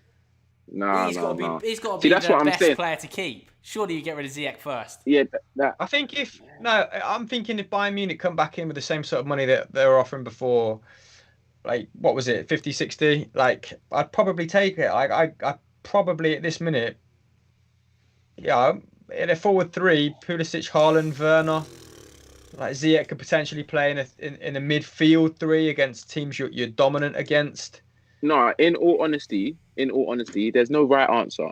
If anyone could look at the Chelsea squad, and it's all going to be subjective on who you think would fit this. We're going through, like I said, we're going through a transition period where, like, he has to see who best suits his system in it. And even now, he's doing that now, but he's also going to do it in pre-season. And then that's when we're going to see who he really thinks can play under him, and who we need to get as well. Like, I don't see him selling Hudson-Odoi just because of how many he's seen, how diverse he is, like the type of positions that he can play. Do you get what I'm saying? Like, no one knew he could play wing back. Now he's proven that he can play that quite well. He can also play as a normal winger. He can play on the left. Like, I think he's a brilliant player. I just think something's got to give on that right hand side. No, it depends, man. It depends, but it's a tough one. A lot of people are saying, why don't they just play Ziyech up front as a 9? Come on, man. Oh, is that real? Yeah, a lot of people are saying that. Who's saying that? There's a lot of comments saying just play Ziyech up front and then it frees you up another creative player. Alan Ying here says Ziyech right wing, Havertz attacking mid, Pulisic left wing, Werner up front. Review it. I just don't think Werner can play as a lone striker. I haven't watched him a single time this season and thought he could play lone striker. I don't think his touch is good enough. I don't think he's good enough back to goal. I don't think he's a creative enough presence. But he's getting better. He might well get better though. Yeah, he's getting better. And the thing is with Werner, like, that is when we went into the season, that is the formation we were thinking. That is the formation we thought that would be the strongest. Then we saw how Werner obviously is with his back to goal, his technique as well obviously needed improvement. But I genuinely think that if we get a midfielder that can play it into him faster, and we just play it a bit faster, we can see Werner up top, man. We can see him playing as a lone striker. But right now, the way we play, it doesn't make sense because he has too much to do. Like he has too much to do, and it just doesn't work. Yeah. You've got to have a manager that's really, really committed to like playing with a false nine as well. Ziyech could start down the middle for Man City, couldn't he? Because every player like knows what they're doing in that system. That's just not been Chelsea's DNA. So I don't think you can just drop Ziyech like down the middle. a few Riyad Mahrez vibes. Ziyech in the way he wants to come back in on that left foot an awful lot. Like always wants to shimmy on the right and then come back in on that left and then whip from quite deep. Similar sort of style. Right, Hamill, we've got players walking out of the tunnel at the moment. We're going to pause it to a line up with you. So you need to tell us. What are you seeing, Hamill? I'm seeing Tammy warming up? I'm seeing Tammy Abraham. I thought you would be. Okay, you're about 30 seconds behind us. So, Sam, as soon as the ball gets kicked by Suarez, we'll pause it and then we'll align with Hamill. And then, Hamill, you have to tell us when Suarez kicks the ball. Right, I will. I think it is a really good debate.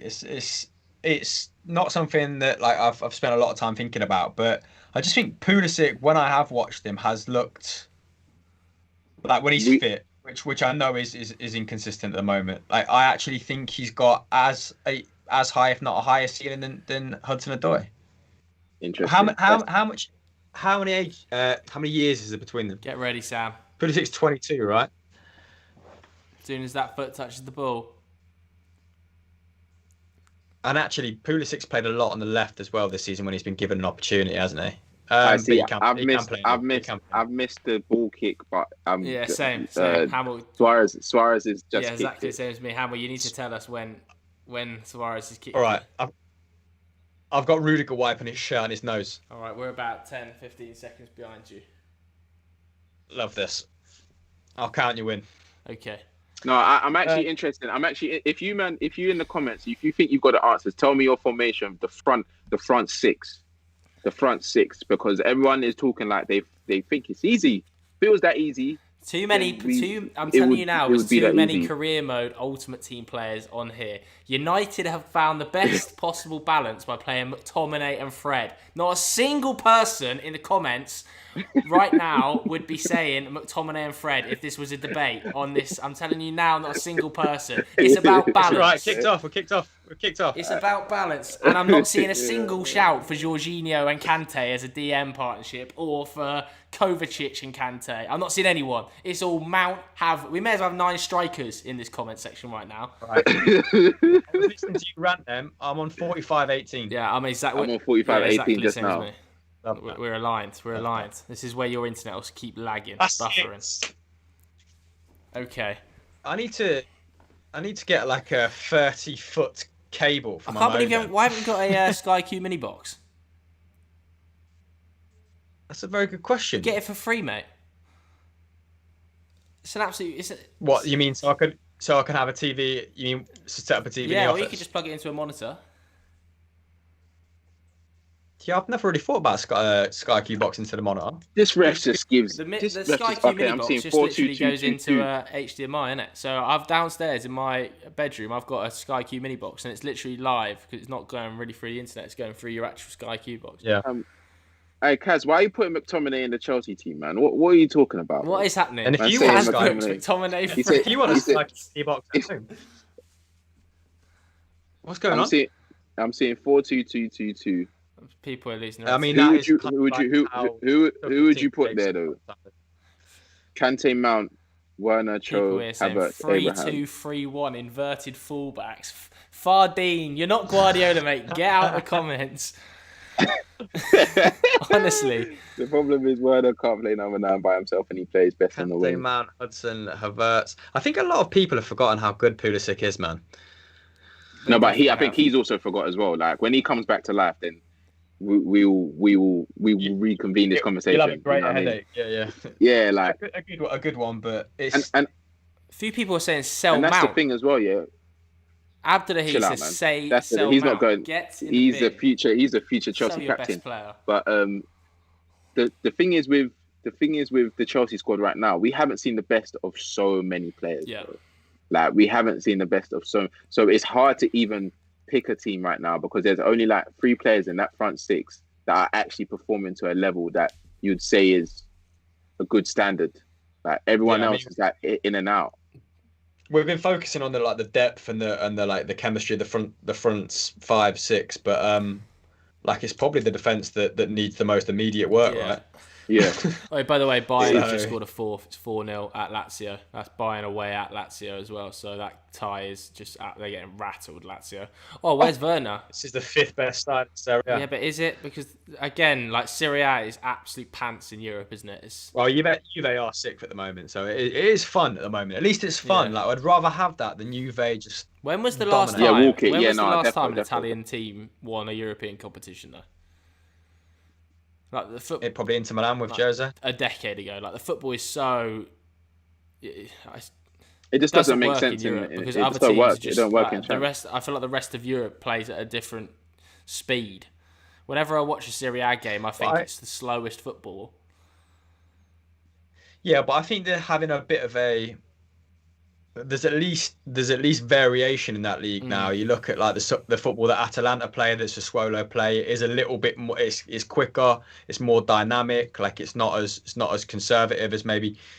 I mean, the Italians are great at game management, aren't they? Like if they go 1-0 up, 2-0 up, whatever, they can shut it down. But I think if Pep Guardiola went to Juve, you'd maybe see like a little renaissance that. That we had in the Premier League when he arrived, and an influx of managerial talent as well. Look at Suarez a bit more money. Look at Suarez. Suarez is one thing I don't like about these men. Proper shit hours in here. He's just on the deck. He's down in. That's not the attack of a competent right wing back, Sam. He's just got Hong Kong Phooey on him, mate. Did you guys see Suarez kick out at Aspi? Like leave his foot Cruyff? Yeah. Like, look at Simeone in the background there screaming.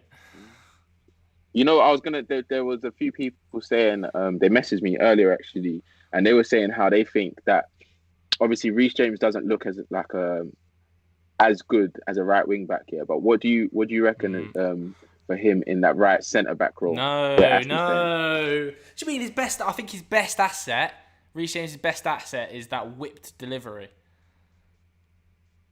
The centre back role. Sam, what did you think when Tuchel came in and pretty much when James and Ben Chilwell came out of the side? Because that was one of the thing that Chelsea fans have become very proud about with regards to the Frank Lampard era, right? Like these players becoming the staples of your team, and then all of a sudden whips the fullbacks out. Like, was that an ominous sign to you? Like, oh my, God, maybe they're not as good as I thought. No, I think he just went with what he knew, man. Like the players that he knew. Like the players that had the most experience as well. Like you could see all of these players that he brought in: Aspilicueta, Thiago Silva, Rudiger, Alonso.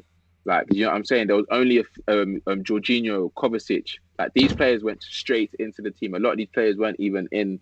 Like they were on the fringes of Lampard's squad. You get what I'm saying? I think when he got into, he had 1 day training.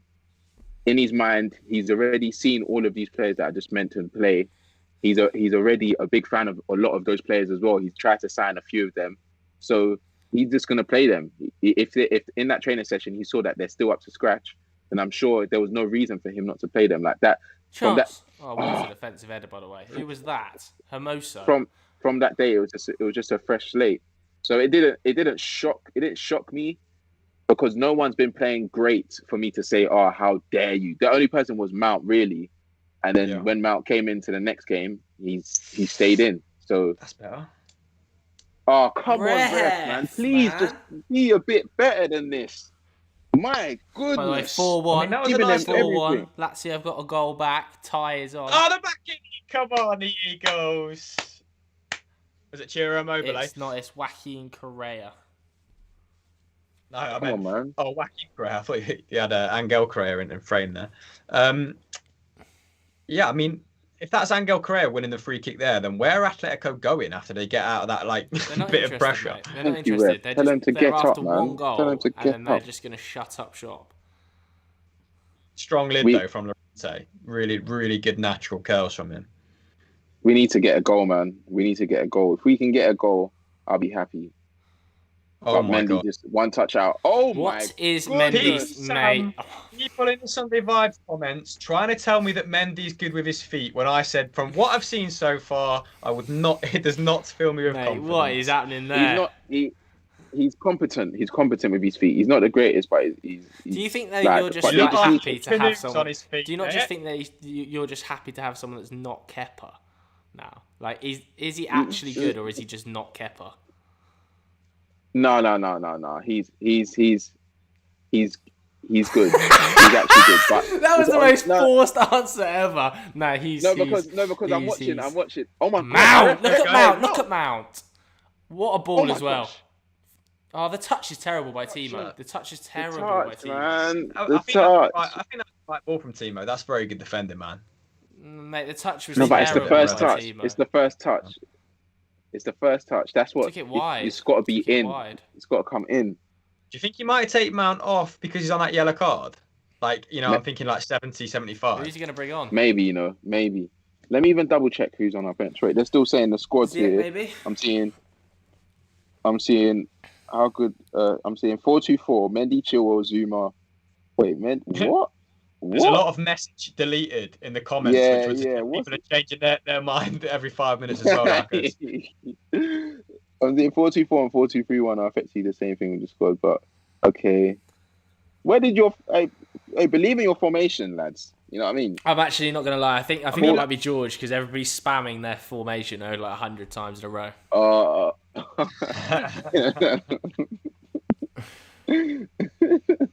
Fair enough. Fair enough. 2-1-7 formation for Chelsea, says Joshua Kurtz. Yeah, I think that's basically what Sam wants to play, a 2-1-7. No balance. It's not what balance. Come on. My team has balance, it just has trust. Yeah, you gotta trust the right players. Your team might work if you had like peak Busquets or something. We just need a solid DM, bro. You've got Kante. That can. Hello, Kovacic has gone full. Go on. You man are even in front of me now. No, we're not. Oh gosh, this is gonna end 0-0, isn't it? I like that Kovacic has got that in his locker. I don't think we see it often enough. That little burst of pace, beating a man. He's not got it that often though. That's why. He has got it. You just don't see it very often. Like I think he's quite positioned. He's probably disciplined, but like, what does he bring enough to stay in that side? Unlucky. Give it going back to the conversation we've had. Like, who Kovacic? I just don't. I like him. He's a very, very good player. But no, he is. By the way, people are asking in the comments what time we're at. We are at, when this pops back 55, 15. 11, 12, 13, 14, 15. That's the time I'm at. Same. So that should be. I think Hamill's even ahead of us now, bro. Nah, he can't be. I'll be raging if Hamill celebrates a goal for us. I think I've shaved a couple of seconds off your time here, boys. Come on, get off him. How unimpressive have Atletico been, by the way? I was going to say, the undeserved goal is coming. Oof. Hamill's actually ahead of us. It's winding me out. He's actually ahead of us. I've fast-forwarded like 5 seconds, Sam. What seconds? I'm on a replay now. Bang. Let me give you my seconds afterwards. Count your seconds. This is actually an interesting little subplot we've got going. This is more interesting than the game, bro. I'm on 56. On the dot. I was on 56. Yeah, same. I'm on. Well when he said that. Nice. Same. Watching Angle wait. With his blonde tip. Right, tell me when he kicks it. Exactly when he makes contact. Now. Kick. Yeah. Oh, you two are ahead of me, you mugs. I'm 56-15 now. Yeah, I'm exactly level with Sam. Oh, look at Atletico back to Oblak from their corner. Mate, brilliant. Atletico have been so unimpressive. It's almost like shocking. But I think people do this with Atletico in the last 16. They're like, that first leg was terrible, and then they go and you remember what they did to Liverpool at Anfield? Yeah, but they beat Liverpool, didn't they? At the Wanda Metropolitano 1-0 as well, didn't they? But they muddy games up. This is what they do, like in knockout phases of this competition. They aren't like they're not trying to win over anyone, are they? So dry though, isn't it? Like I'm on Instagram. I'm on Instagram. That's how dry it is. I'm on Instagram. I just clocked. I can't lie. I'm taking in some of the formations you man are saying, and some of them look decent still. Oh, here we go. Some of them, were chatting, but your formations are very optimistic as well. Yeah, no And you're balance. I'm understanding telling the you, problem. there's no Scott You're and McTominay. There's no you're McTominays and Freds. understanding the There's problem. no McTominays and Freds. You don't want 4-1-2-1-2.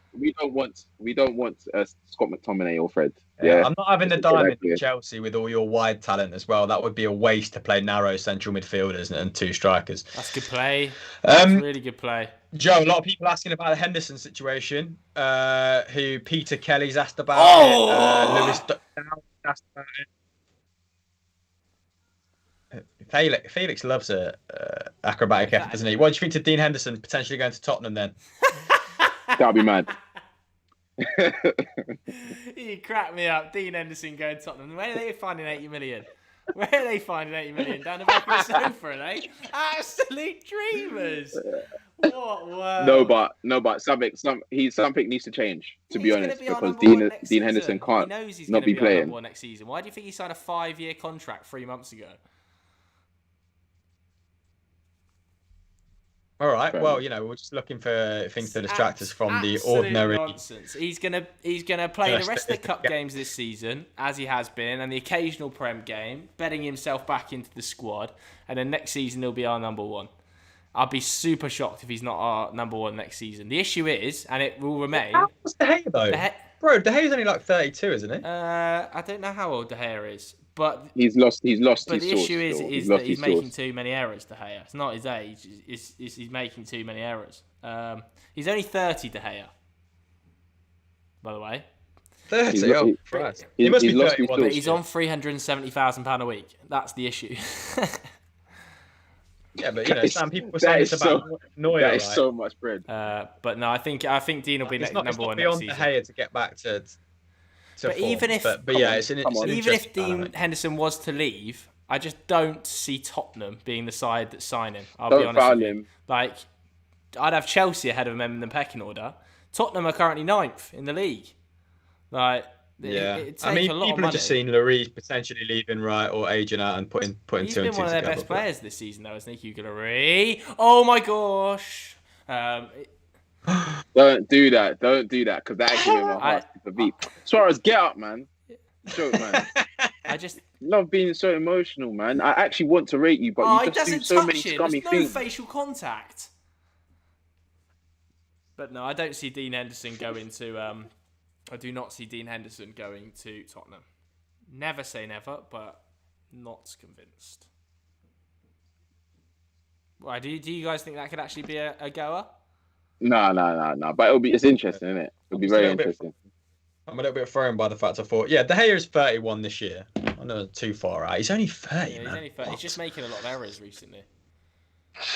He might change it all around, though. He's still a decent level keeper for the Premier League. He's a bit like Hugo Lloris. Do you know what I mean? Like, sometimes has a bit of a whiffer, but generally very solid.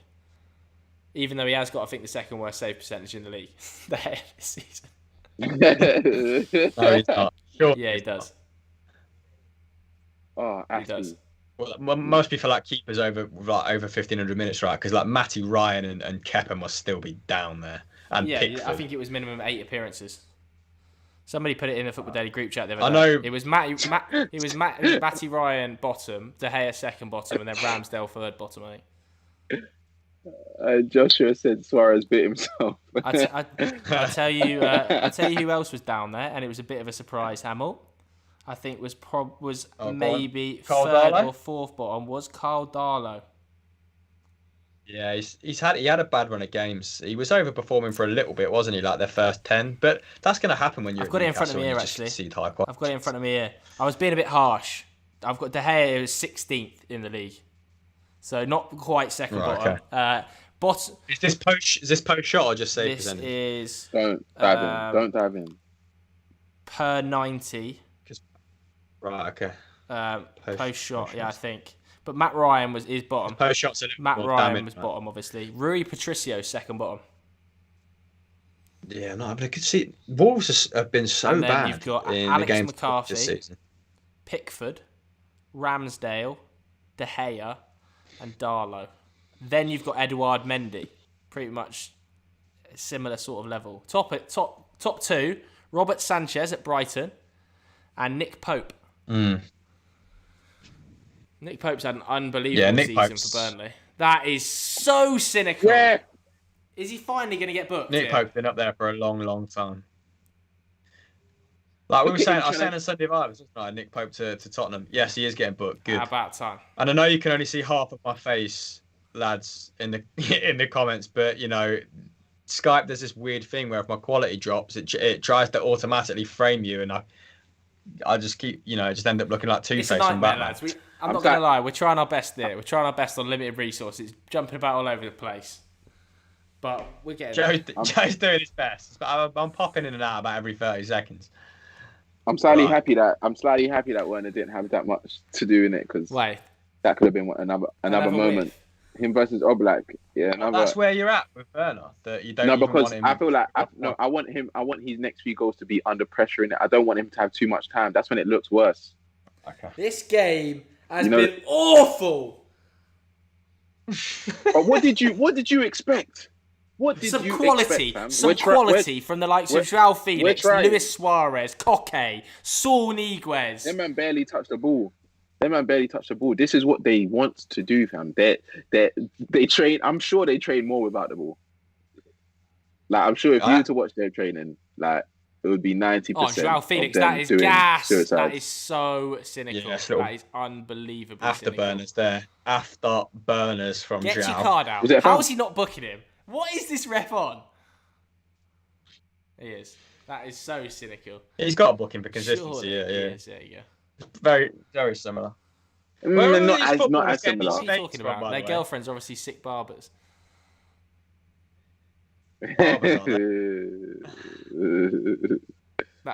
So cynical by Jorginho, by the way. Oh, is that 2 suspensions? Mount and Jorginho suspended. Mount. You might actually have to play Sam's 2-1-7 like next week now. Havertz might finally get a game. That's a problem. Joao Felix, somebody just said in the chat there, Joao Felix has less than half of the goal contributions as Rashford this season. I'm saying nothing. Staying silent. But Rashford, let's talk about your boy for a little bit. He's fire. He's very confusing to me. He's confusing to me though, because there's some opportunities as I don't even know, is he a striker or winger? He's a winger now. He's a winger now, yeah. Definite winger. Still, though, some of the chances that he misses are kind of mad. Yeah, he does miss a couple. He's a bit of a whiffle when he's like one-on-one. But, mate, he's got the third most goal contributions of any under-23 in Europe. Haaland has got like 30. That's because he plays every single minute of every single game. Do you think Haaland and Mbappe don't? Every single minute. Yes, they don't. Right, I'm going to pull up how many league minutes Mbappe's got and how many league minutes Rashford's got. Okay. I'm pulling it up now. Because Rashford plays every single minute of every single game, fam. No matter if he's had 3 games in 1 week, he will play the next day. Best believe that. Mate, he's only got 300 more league minutes than Mbappe. That's 300 That's only 3 games. Mate. It's literally 3 games. That is still... Bro, do you know how often these men are playing? And I'm not even talking... Like, fair enough, the minutes might even be close here, but we're playing every 3 days, bro. Every 3 days, and Donny's starting every single game. But you could counter that with, like, PSG are a more dominant side than Man United, and Dortmund, at least for the first half of the season, were probably one of the best teams in the Bundesliga and, like, create an awful lot of opportunities for Haaland, don't they? Whereas Rashford might miss a couple of one-on-ones, but he's probably only averaging like 2-3 shots a game. His conversion rate must be pretty decent. If you stacked up his expected goals versus actual goals in the Premier League, they're pretty similar. He's got 29 goal involvements this season. Mbappe's got 30. Like, obviously, Mbappe is a better footballer. I'm not comparing the two, but he's having such a good season. Like, people in the chat are saying overrated. How can Rashford be overrated when he's been involved in 29 goals in this Man United team? Because people like to pull these guys down when they think they're getting like too big for the boots. It's Tyler, listen, it's my opinion. You can say I'm talking rubbish, but at the end of the day, I'm not saying Rashford's a bad player. I'm saying that he's He is overused. He is overused. And I'm saying but that the reason he's overused is because and we are playing, like you said, every 3 days, and we have to win every 3 days because the league is so much more competitive than Liga 1 and the Bundesliga.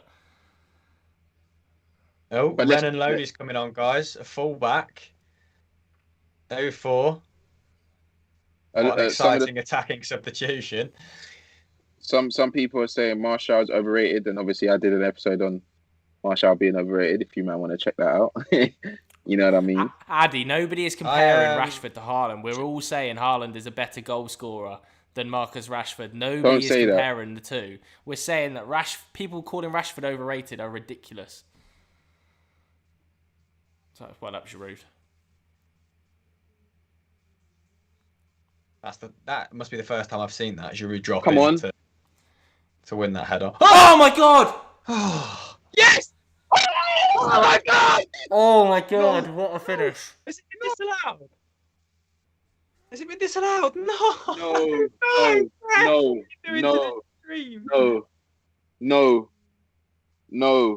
How is Giroud better at that finish than Timo Werner? The finish is outrageous. 1-1. Oh, he is. What a finish, though. You know what? I don't think. Who is that in centre half? Is that Felipe or is that Hermoso? Like, I don't. He's getting up from the ground. Like, I don't think he's trying to play Giroud offside. Oh man, that would have been amazing, man. I think if that goes to VAR, it's a little bit closer maybe than it looks. But yeah, what a finish! He's your best striker, Sam. I don't want to hear this chat that he's not. Yeah, right now. My girlfriend absolutely loves him. He is a good-looking bloke. How do you feel about that? Yeah, she got good taste, bro. Like, even if Chelsea aren't playing, she'll walk in and she'll be like, "Is sexy Frenchman playing?" And I'll be like, "No." Go on. Do you give us a little something? What's this VAR check for? Apparently it's for handball. I've not seen a replay of the handball incident. Are they saying it's a handball, not an offside? That's what they're checking for. They're checking for an Atletico Madrid handball for a penalty. Oh, for a penalty. Okay, I feel here. Come on, man. Show us. Did they not want to show us replays no more? Why aren't they showing us a replay of this handball? Come on, we've got a little bump.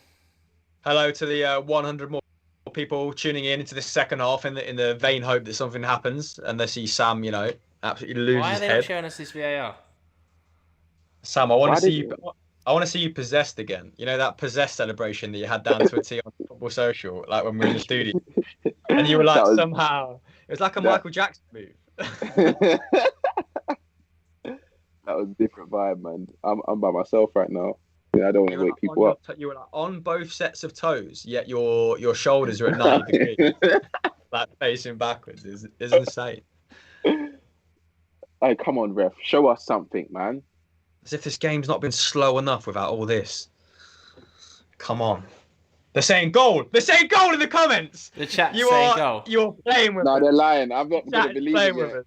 I'm not believing it. Because it could have come off the Atleti player. It might have been set up by the Atleti player. Joe might have Come on, show me something, man.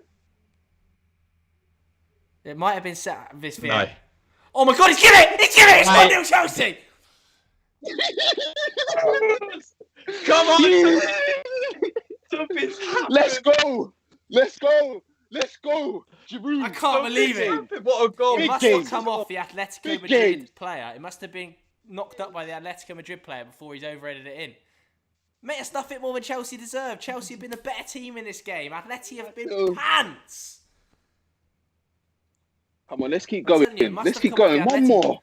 Who did it come off of, though? How's this been allowed? Yeah, it did. It came off the centre-back. He kicked it backwards. So who's put that ball on? I don't know. The replays have been horrendous. What a strike from The replays have been horrendous. Are you actually mad? Giroud thumbnail. Are you actually mad? That's going to be the title. Sexy Frenchman does it again. It does. It comes off the Atletico player. Worked off his... Yeah, but how has it even worked off his foot? Atletico have been absolute rubbish tonight. I'm sorry. They've been pathetic. Nothing. They've offered so little going forward. So little. I reckon That they've took so had long. maximum 4 shots. Man, them, oh my days, I can't Unreal. believe this. VAR, thank you very much. Maximum 4 shots in the Champions League. I need to update the score. I need to update the score on the graphic. Oh yeah, do that. Just hold one finger up real quick. There we go. Look, wonders of technology, babe. Yes. Love I can't that. believe What are we saying? What are we saying? The final score. My What did score you say, prediction 2-0? coming true. Hopefully, Atletico don't. We said Atletico 2-1. I said 2-1 Atletico, right? Atletico aren't scoring 2 goals today, I'm afraid. They're awful, mate. Not with João Felix picking it up. Come on, 50 boys. yards out. Don't. God, this is the best move I've seen from Atletico all game. João Felix is meant to be like this wonderful talent. I've not seen him touch the ball. Like, They don't give him the ball. Like, that's the thing. The thing is, I don't watch them enough to see what they're on. I just see score lines. Yeah. Oh, okay. MT, Ziyech and Kante coming in on. the chat just put Joe is a Chelsea boy. Got too gassed. I did actually, when that goal went in, I actually got too gassed. People don't understand though. Like, it makes the stream worth doing. Like, it was the same with the football social. Like, everyone was like, "Why are you always celebrating these goals?" I'm just like, because without it, we've wasted our night. Yeah. No, to be fair, let's be honest. If you man don't celebrate goals in the Champions League, what's going on? You know what I mean? Most elite competition. I love this though. Like, imagine bringing on Kante against Simeone. That's like a peak Simeone move, going ahead and bringing someone like that on, or trying to shut the game down. Yeah. He's giving him a taste of his own medicine after a little overhead kick. I love it. See, Georgie, you better be careful there, lad. But what Jorginho is good at, like, he's not the best player, obviously, but he isn't. He's probably your best press evader. Like, he's actually not too bad at getting out of the press, is he? Yeah. He knows where he's going with every pass. Like, his anticipation, like, is good, very good. Like that there. Ziyech, see that, like, bang round the corner straight away. See, like, Ziyech, this is what I mean. Yes, well played. I thought when Ziyech came on against Southampton, he was poor. All right, that's it. No, Ref! no. Ref. Kante was gone then as well. Kante was making a run down the left. Loved that in Golo. I cannot believe how rubbish Atletico Madrid have been, honestly. Oh, what did we say about Mason Mount coming off 75? Like, he's going to be devastated he got that yellow card, man. It's ridiculous. Yeah, it's so early as well. But I can't believe Atletico Madrid. What's Ziyech done here?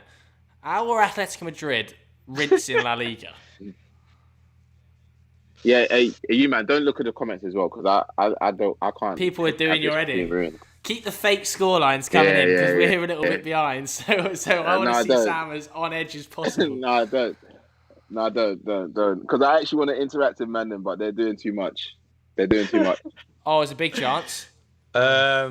MT, shout out. He says, "Nah, love you guys, bringing energy. Thank you. It's only taken us 70 minutes to, for something to happen that we can actually get excited about."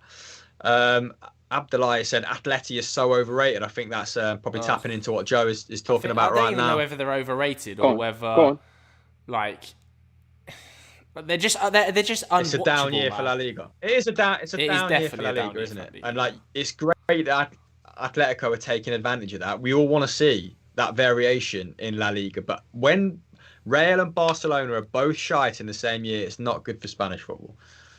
Oh no, the chat's going mad here. CL9.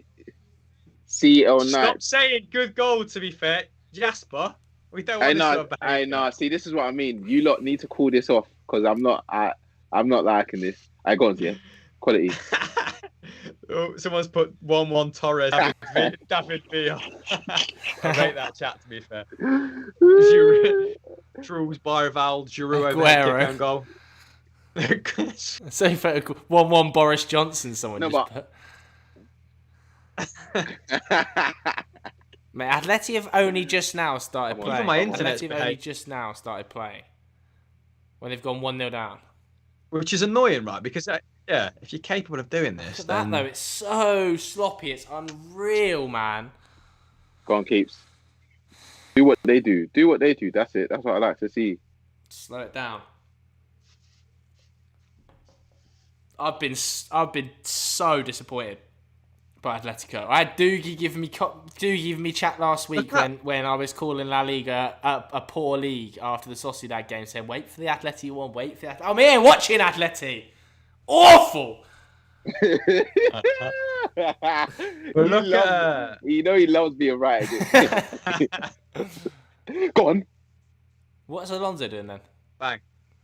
That's a Oh, lovely Give it to him. hop, skip and a jump. Oh, Callum, it's got to be better in it from Hudson-Odoi.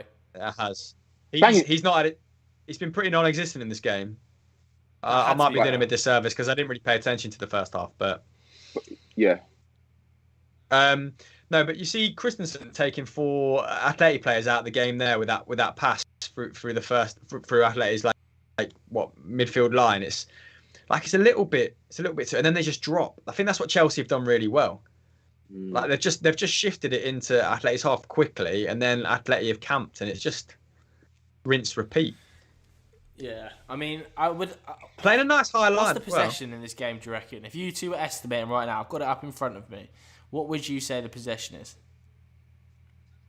60-40. Probably been a bit more even, but yeah, I'd go Chelsea with Sam. have had 67% possession. And we're playing at the Wonder here. Atletico haven't had a shot on target yet. We're 78 minutes in the game. How many shots They've have had they 4 shots off target. That's a good ball, though. Woof. Rudiger, I love it. Oh, Home. no. Hello. Suarez is wrong side. He's done well there, Suarez. Look at Suarez. Look at him. Yes, Rudiger. Go on, Let him have Tony. it. Son. Go on. Hey, you better relax, Tony. Hey, you better relax. He wanted to do something. Mate, No, but you know what it is? No, But Rudiger's too rash. No, he's too rash because Suarez will just put his hand towards his head and then Suarez, he's ever with his hand Suarez and then he'll has get got sent big off or something. Bruno vibes. Those two, like, you know, that sort of player that really winds you up, Yeah. winds you up. Look at Yeah. Suarez. He knows what he's doing. He's just...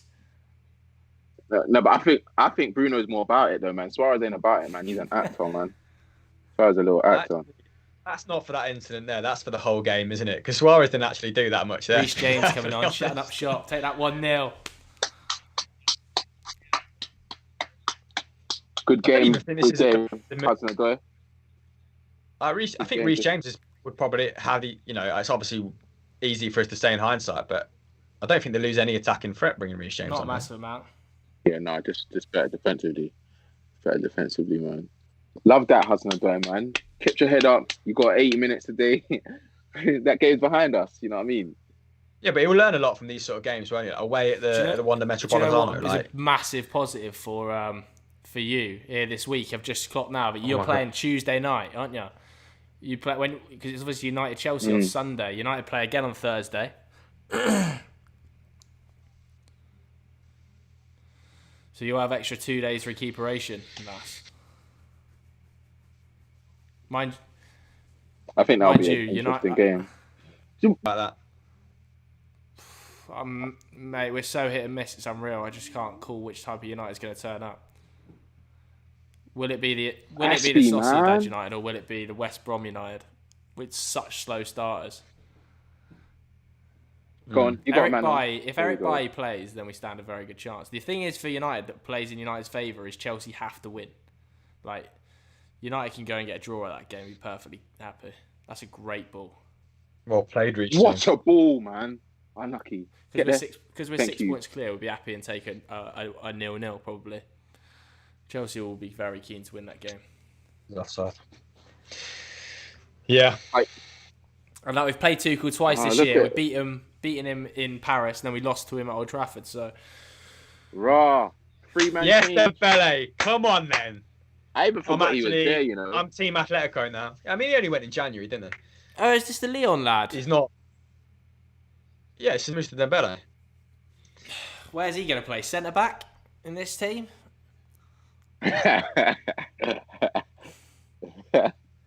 Angel Correa came off. That if they're keeping him up there with Suarez, I mean that's an interesting last 10 minutes because you hit Dembele is very, very good in the air.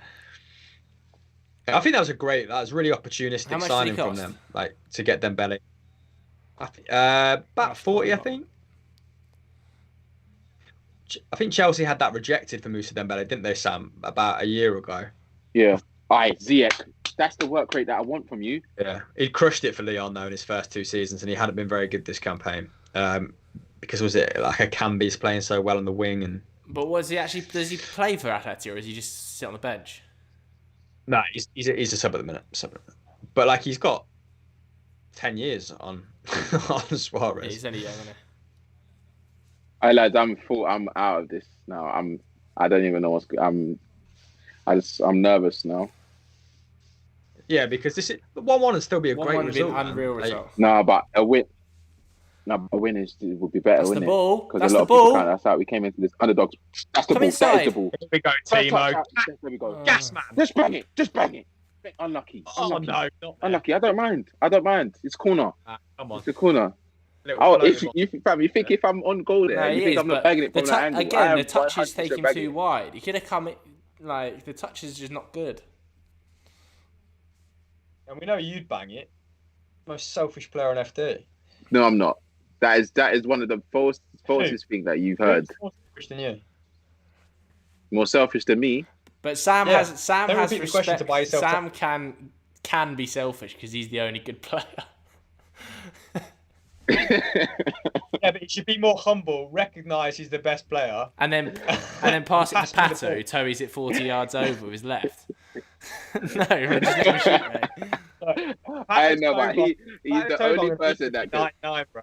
Yeah, 100%, fam. His Toblo is lethal, bro. Like he'll hit top bins at, like 3 times out of 5. No joke. Oh, I miss those games in the cage. He's rocking that boot. You know that boot that's got a square end.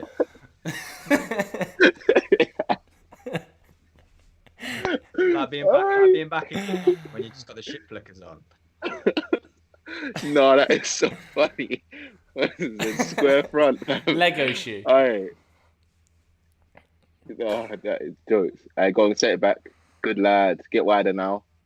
That's the thing. If I was a manager, I would be the worst. I'd be the worst, man. I would literally be like Pep and Tuchel, like telling your player every pass to make. By the way, Atreo Bhattacharya. I know Dembele is joined on loan, but I think it is with an option or an obligation to buy, and that the fee I mentioned I think was fairly accurate. So yeah, it's on loan at the minute. It's obviously not been made permanent, but I think it is one of those ones. Surely. Yeah. Because like Leon, Olas is a very savvy guy, and he doesn't just let one of his prized assets, go with and sit on a bench for 6 months and depreciate in value. Loving the stream, boys. Theo687, thank you very much. We've done our best with it. My camera actually hasn't popped in and out as much in the second half, which I'm grateful for. The reason yours popping in and out is because you're also streaming the game. So you're streaming the game and you're streaming yourself. Because me and Sam aren't watching on the internet. We're watching like just over wires. Yeah, we'll try and get something sorted for next time. Like we're going to be doing a lot more of these, aren't we? Anyway. There's the option to do one on Sunday, but I don't think I've got the bottle to do the Chelsea United game. Nah, you can't. This is what we're made for, bro. This is what we're Sam, made for. if I was Joe's agent, I'd be like, listen, I don't want you doing Man United games from the living room because you're gonna say something. And you know what? Your career's just taken off at Sky right now. He's the wrong player. If that's gone. No, you should. Oh, we're bringing The £2 £80 million fraud Havertz is coming on. Why are people so hot? Who said Alex that? Vasquez said that. It's not. You might need to relax. You might need to relax and respect ballers, fam. Go check his stats from when he was in Germany, bro. Reece Lewis, appreciate that. Do the stream Sunday. If this is Giroud's bar season, he's doing amazing. Yeah, he is. No, he definitely is. He's your best striker. Yeah, you said that about a million times. I'm right. You still disagree with me. Yeah, and he's gonna bag two. He's gonna bag two against you. He's gonna bag two against you. Yeah. You're calling that scoreline early 2-0. I think we can win that game. 100%. He's got more Champions League goals than league goals, right? He got 4 against Sevilla. Yes, Pulisic and that beard coming on. Pulisic. Pulisic's got a last minute. He's got a last minute going in. In the 7 minutes he's been given, he's going to create one big chance. Yeah, Yeah, that's the type when of he's energy fit, I Where's need. Havertz? Come he's on. so good, mate. Like, Oh no. Don't when worry he was about that. fit, he looked like All a right, worthy that's heir to Eden all. Hazard. Oh no. He's done so well there, Christensen. Don't. He's Yeah, done well. thank you, Christensen. Thank you very much. No, let Suarez beat you to that ball. It does. Comes off the Atleti boy. Look, he was about to come play. Such Yeah, a it good does. finish, man. That's a thumbnail right there.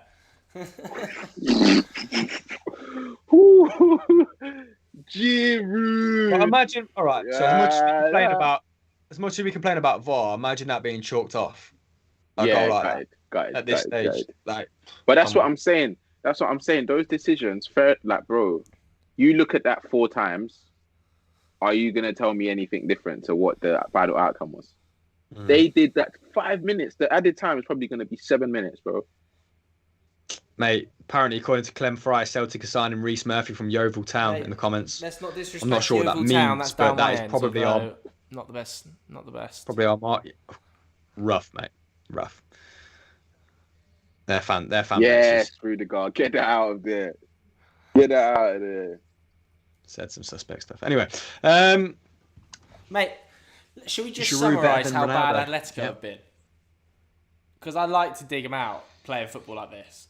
If a team plays...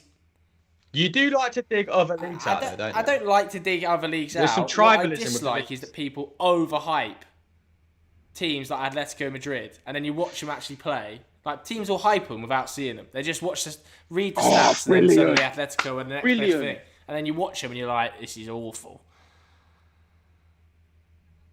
Who was that? Was that Aspi, Sam? I think so. That challenge was so crucial. Why does he look tiny compared to Christensen? How big's Christensen?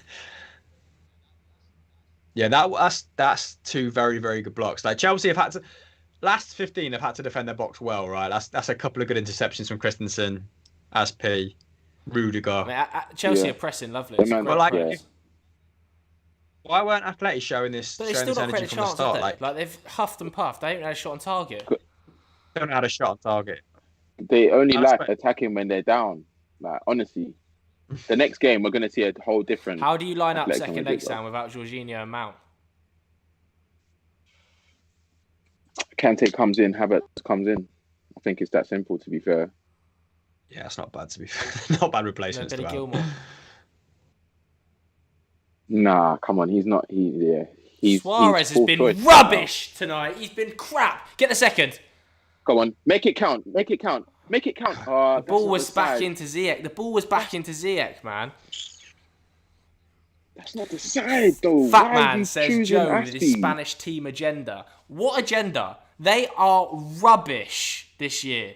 They have over the last decade. I They wouldn't- have I over wouldn't the go last as far- decade been the outstanding league in Europe. But this season they are rubbish. Tell me one good team this season in La Liga. Honestly, one. Because this Atletico team are pants. I think you have a point, to an extent, but you have enjoyed the demise of Spanish football, it would seem, this season. And I'm wondering where that comes from. It's because Is it the Champions whenever I League watch defeat, them, it's because to whenever I Barcelona watch all them, them it's years teams like Atletico Madrid, and the football is horrendous.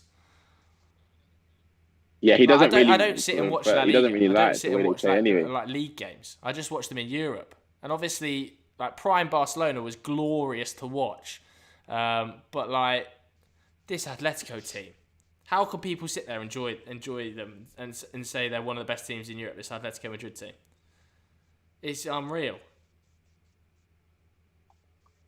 Yeah, no, it's not. I can't lie to you. If you are watching this game, like obviously, I'm not gonna say nothing too mad in case they score in the next 5 minutes. Yeah, we love football. Tell me one thing that you've enjoyed from Atletico Madrid today. Tell me anything you've even Fingal enjoyed Anderson from says them. Getting them Atletico play. are great. Joe is ignorant. Please. They've scored 7 goals in the Champions League so far. That's the lowest of any team in the last 16. What do you enjoy from watching them? Like they are very efficient. I agree, they're very efficient, Fingal. But do you honestly sit here watching this Atletico Madrid team and enjoy yourself? You can't. Okay, so here's a different question for both of you then. Like, if Giroud doesn't score that amazing overhead kick. Sam, have Chelsea done enough to deserve a victory in this game? Like the opportunities haven't been that clear cut for the Blues either. And you can say the effort that we put into actually that break them down has been waiting. Like going into this team, into this game, we were the underdogs. Like if Atletico had a bit of bite about them, they would have approached this game very different. Like with the players that they had. Spending 240 quid in a summer and being underdogs in the Champions League. That's how the season goes, though. You see us get a draw against Southampton, our recent game, and then they get wiped by Leeds, and you're wondering what we're really about. But I guess today, tactically, we've just been a bit. I don't even want to say too much too soon, man. Honestly. Do you think? Yeah, I mean, Atletico. It feels like the pressure is piling up a little bit. Like that's. I think they've dropped points in a couple games in the last 5. Right, Real Madrid. I think they've got Real Madrid not the next league game, but the league game after. Maybe the players are feeling the heat now, right? And the expectations getting to them a little bit. I don't know. I'm trying to not dismiss them completely, but I can't really argue with Joe's points on the performance in this game. Like it's been. But I'm sure people that watch La Liga week in, week out have got a much better opinion than me. So I wouldn't say trust my opinion because I only watch them when they're in Europe. But, like, this has been awful, man. It's been... It is me trying to be balanced. Poor. Patrick Stone's just gone, oh, shut up, Chris. All right. It's honestly been so poor. All right, Patrick, mate. Why are you, man, so... Why do you, man, think that it's just calm to just insult people on the street? It's not calm. It's not calm. Go on, Kante. Ooh. Corner. Get it in the corner. Corner. No, we can get another goal. Why not, man? Why not? Why man? would you give that? Time's not over. Ziyech, corner. That's not cool. Well played. Good pressure from Kante. That's what he's gonna. That's why he's gonna be so vital in the next leg. I wouldn't even play him in any. You wouldn't play him games. against United in between. No. Before he got that second, I don't know if it's a second injury. He was playing well at the start of the season, man. Like his numbers resembled. But something he burnt out. He burnt out, man. Like I think he's not the same, obviously. But you gotta manage that as a manager. You gotta manage that. And I think even with the way we're playing, he doesn't fit this system as well as he does other systems in it. So Yet more slander in the comments for young talents. Felix with a 0 tonight. Total fraud, someone said. I'm not going to lie, he has dropped an absolute hard 0, but to call him a fraud is ridiculous. Oh. But he's not even been given the ball. That's like saying Messi was at fault for the PSG game. Like, what could he have done in this game? I actually think he's gone looking for it. He's gone looking for it on occasion. I think Atletico's midfield has been totally it's been bypassed too easy in the defensive transition and attacking wise. They're just like Chelsea stepped up the pitch. They've gone, all right, if you're going to sit back 30 yards, then we'll just make the pitch that much smaller. And it's just been dry. Yeah, a lot of people were saying, Fingal's back, he says, sure, they have been poor today, but the first 20 games they were dominant and scored the most goals in the league. It's just in the Champions League which they've been poor. Yeah, but the Champions League is like the barometer of real top level, isn't it? Because in the league, they're playing teams like Sociedad, and United should have beaten Sociedad 8-0, and we're mediocre. Yeah, they're having about 8 shots a game in the league at the start of the season as well, and Felix just like Suarez running hot. It's not like they were putting on an attacking show at the start of the season in La Liga, but that's surely it. That's surely it, referee. Yeah, it's got to be it. What a result this is, Oba. What a result this is. We got a goal. No, I'm gassed, bro, but I just need that final whistle. Ref, that is filthy. That is a filthy challenge. He's only been on 20 minutes and his knees cut up. Oh, but who you most What a huge win for Chelsea, man. What a huge win. Needed that. We needed that. Wow. I can't lie to you. I'm proud of the whole squad, but Giroud, come on, man. Did man even think he's still that acrobatic? That is a mad finish. Like, I'm going to watch that finish at least 20 times before I go to bed. That was some win for Chelsea tonight. That is a massive confidence boost going into the United game, Sam. We needed that, man. And that's the thing, like, we need to start now that we've got this result, everyone's saying that this period is going to be one of the hardest periods that we go into. We drew with Southampton, which is obviously a shock result. We should have won that game. But this is a big, big result, man. Oh, I'm gassed. That is a huge win, man. That is a huge blow for Atletico Madrid as well. They have to now go to Stamford Bridge and score a goal. They didn't deserve it though. They didn't deserve nothing, man. They didn't deserve nothing in that game. Like I can't lie to you. Watching that game, that I didn't really feel like they were gonna threaten us. It was only us making mistakes and maybe giving them like opportunities. But apart from that, they didn't really difficult create one now though, that anything. United game with the 2 suspensions, because do you now rest Kante for the Champions League game against Atletico because he's going to have to play because of the suspensions, or do you start him against United, which is probably a key game in the Premier League? What they would have done. And he would have started in that one. Yeah. It depends, man, because we saw what happened in the Southampton game when we made too many changes. Like, I think he might stick with the squad that we played today. Maybe change the wing backs, because those are areas that aren't as crucial as the midfield and the back, the centre, the three at the back. But I think everything else is all right changing, to be honest. But the 3 at the back and the 2 in the middle, I think it's definitely going to be Kovacic and Jorginho, and I think it's definitely going to be Aspie getting rested. Maybe we'll see Aspie getting rested. I don't see Rudiger, Christensen getting rested, because at Southampton we wasn't good enough. Yeah, I mean, I'm actually shocked at that scoreline. Like, I expected a totally different result tonight. I can't believe Chelsea have come away winning that. No, how much credit does Sam? How much credit does Tuchel deserve there? Like going with that 3-4-2-1. Like, do you think this is a tie that It's a very hard question to address, but without like having changed manager and having that little bump, is there any possibility of this result happening?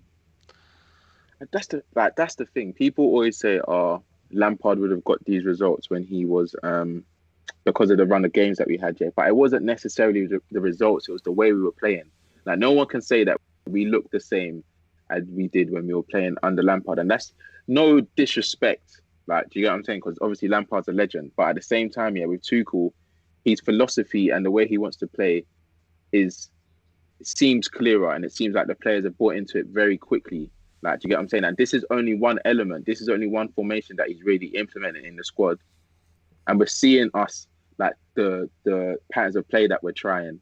The way people are confident in certain areas that they didn't used to be. The way we're counter pressing, and it's not just people running to get the ball or getting to certain areas. It's like, okay, 3 of you attack this area when the ball goes here, and it's just when you see more structure, it makes you more confident, and that's why going into a game like this, I can say, yeah, I do think that we've got a chance. If we do take our chances, we can win the game, and we did take the one chance that wasn't even that clear, and now we've got the 1-0 win. So going into the second leg, I'm very confident. Like, I think we can easily get through. Not easily, because obviously Atletico in it and it's still Champions League. But yeah, I think we can. If we keep the same mindset, then I think we'll get through the second leg as well. It might be another Sam, tie I want game. your response to this comment from Patrick Stone in the chat right now. He says Lampard wouldn't have won that. We out-tacticked them. I love Lamps, but he wasn't a good enough tactician to pull off a result like that. He was still learning, man.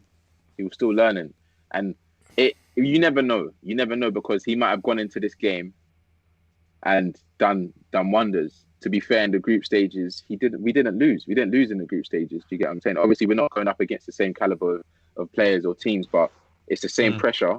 You still want to finish top of the table, and we did that. So going into this game with the bunch of players he had, it was just unfortunate the period that he had.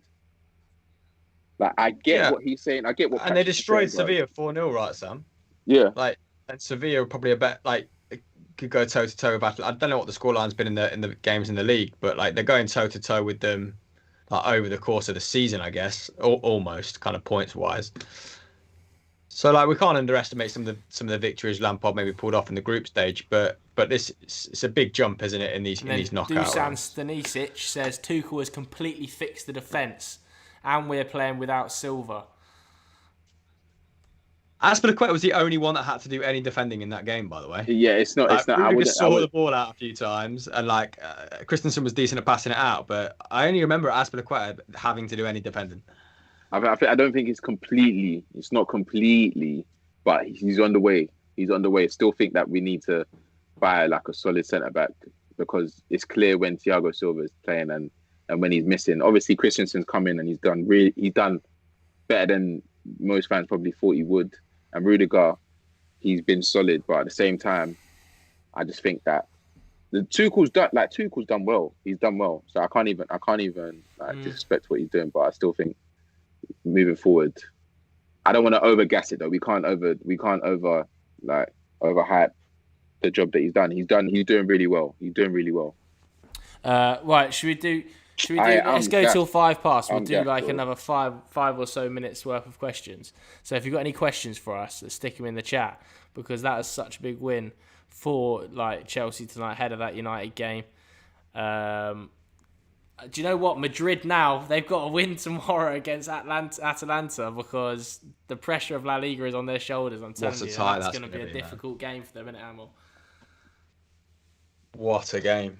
I'm really looking forward to that. Like, actually, I don't pull up Atalanta's form, but like they've been making up ground in the league recently, and obviously, like Luis Muriel has been killing it in a very limited amount of minutes. Duvan Zapata's starting to look like something resembling his best. I'm really looking forward to it. And Real Madrid have been scraping through games, heavily dependent on Benzema. I think Benzema might be out for this game. I don't know what makes me say that, but I remember seeing someone tweet something about him not being there. That could quite easily be wrong. Could quite easily be wrong. Yeah, but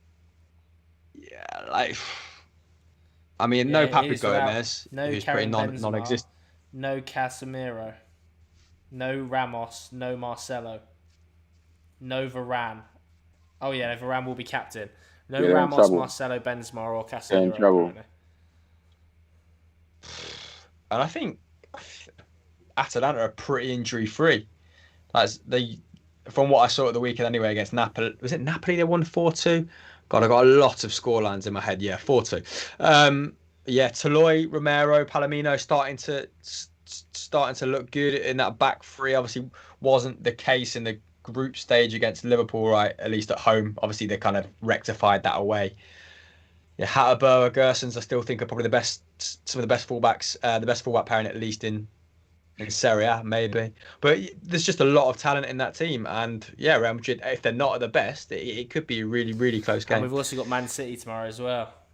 See Man City, hopefully, well, not hopefully actually. Let's hope Pep can't Gladbach, right? The Champions League, otherwise they're going to win the treble. They're going to slap Gladbach, come on. Yeah, no, that's going to... what are you man saying for the score predictions for both games? But I reckon it's at Real Madrid. It's at Atalanta tomorrow, so I think Real Madrid could get turned over there. And it's at Mönchengladbach. I think City will beat Mönchengladbach like 3-1, 3-0. Yeah, I don't want to do like Gladbach a disservice because they're actually playing well in the league. I think are they fourth below Wolfsburg. Yeah, I'll go 3-1. I think that's a pretty good scoreline. But yeah, Atalanta, I think that could be the surprise game. I'm actually gonna go 3-1 Atalanta as well. I'm gonna go for a massive upset. What about you boys, Sam?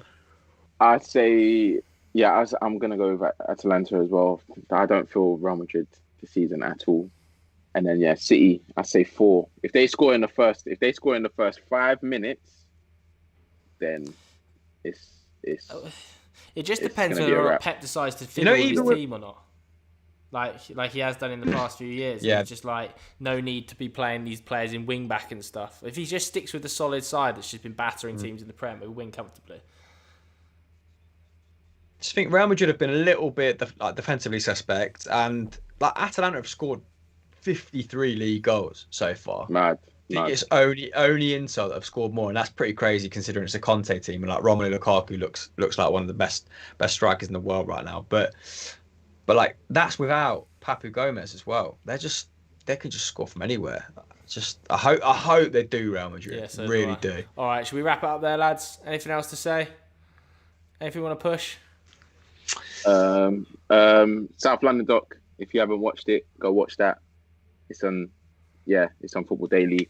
And if you're on Snapchat, go to Snapchat and subscribe to Football Daily as well. We've got 2 shows on there. So How do many that. subscribers Do are that. we on now on Snapchat? I think half. I'm loading it up now. So for people, I want everybody to go and Absolute movement, subscribe that is, in like to 6 Football Daily. We're on 550,000 subscribers on Snapchat right now. And on Transfer Talk, we're on 29,000. So you can be one of the first to subscribe to Football Daily on Transfer Talk on Snapchat, 29,000. One of the newbies in there. Or you can be 551,000 on Football Daily. But yeah, do both of them. Anything you want to plug, Hamill? No, man. I think you've. All right, no worries. If you're just one more thing, if you're a Chelsea fan and you want to have a little glow, have a little conversation, shout me on the socials because I'm in a good mood. So I'm on Go and tell him that he can't play 7 strikers. You're doing in a his football ultimate social team, mate. after party, son. Yeah, I'm doing a football social after party. Nice. Let's get the beers in. All right, okay. Thanks very much, everybody, for joining us. See you later. Bye. Peace. One beer if it's Sam, by the way. Bye.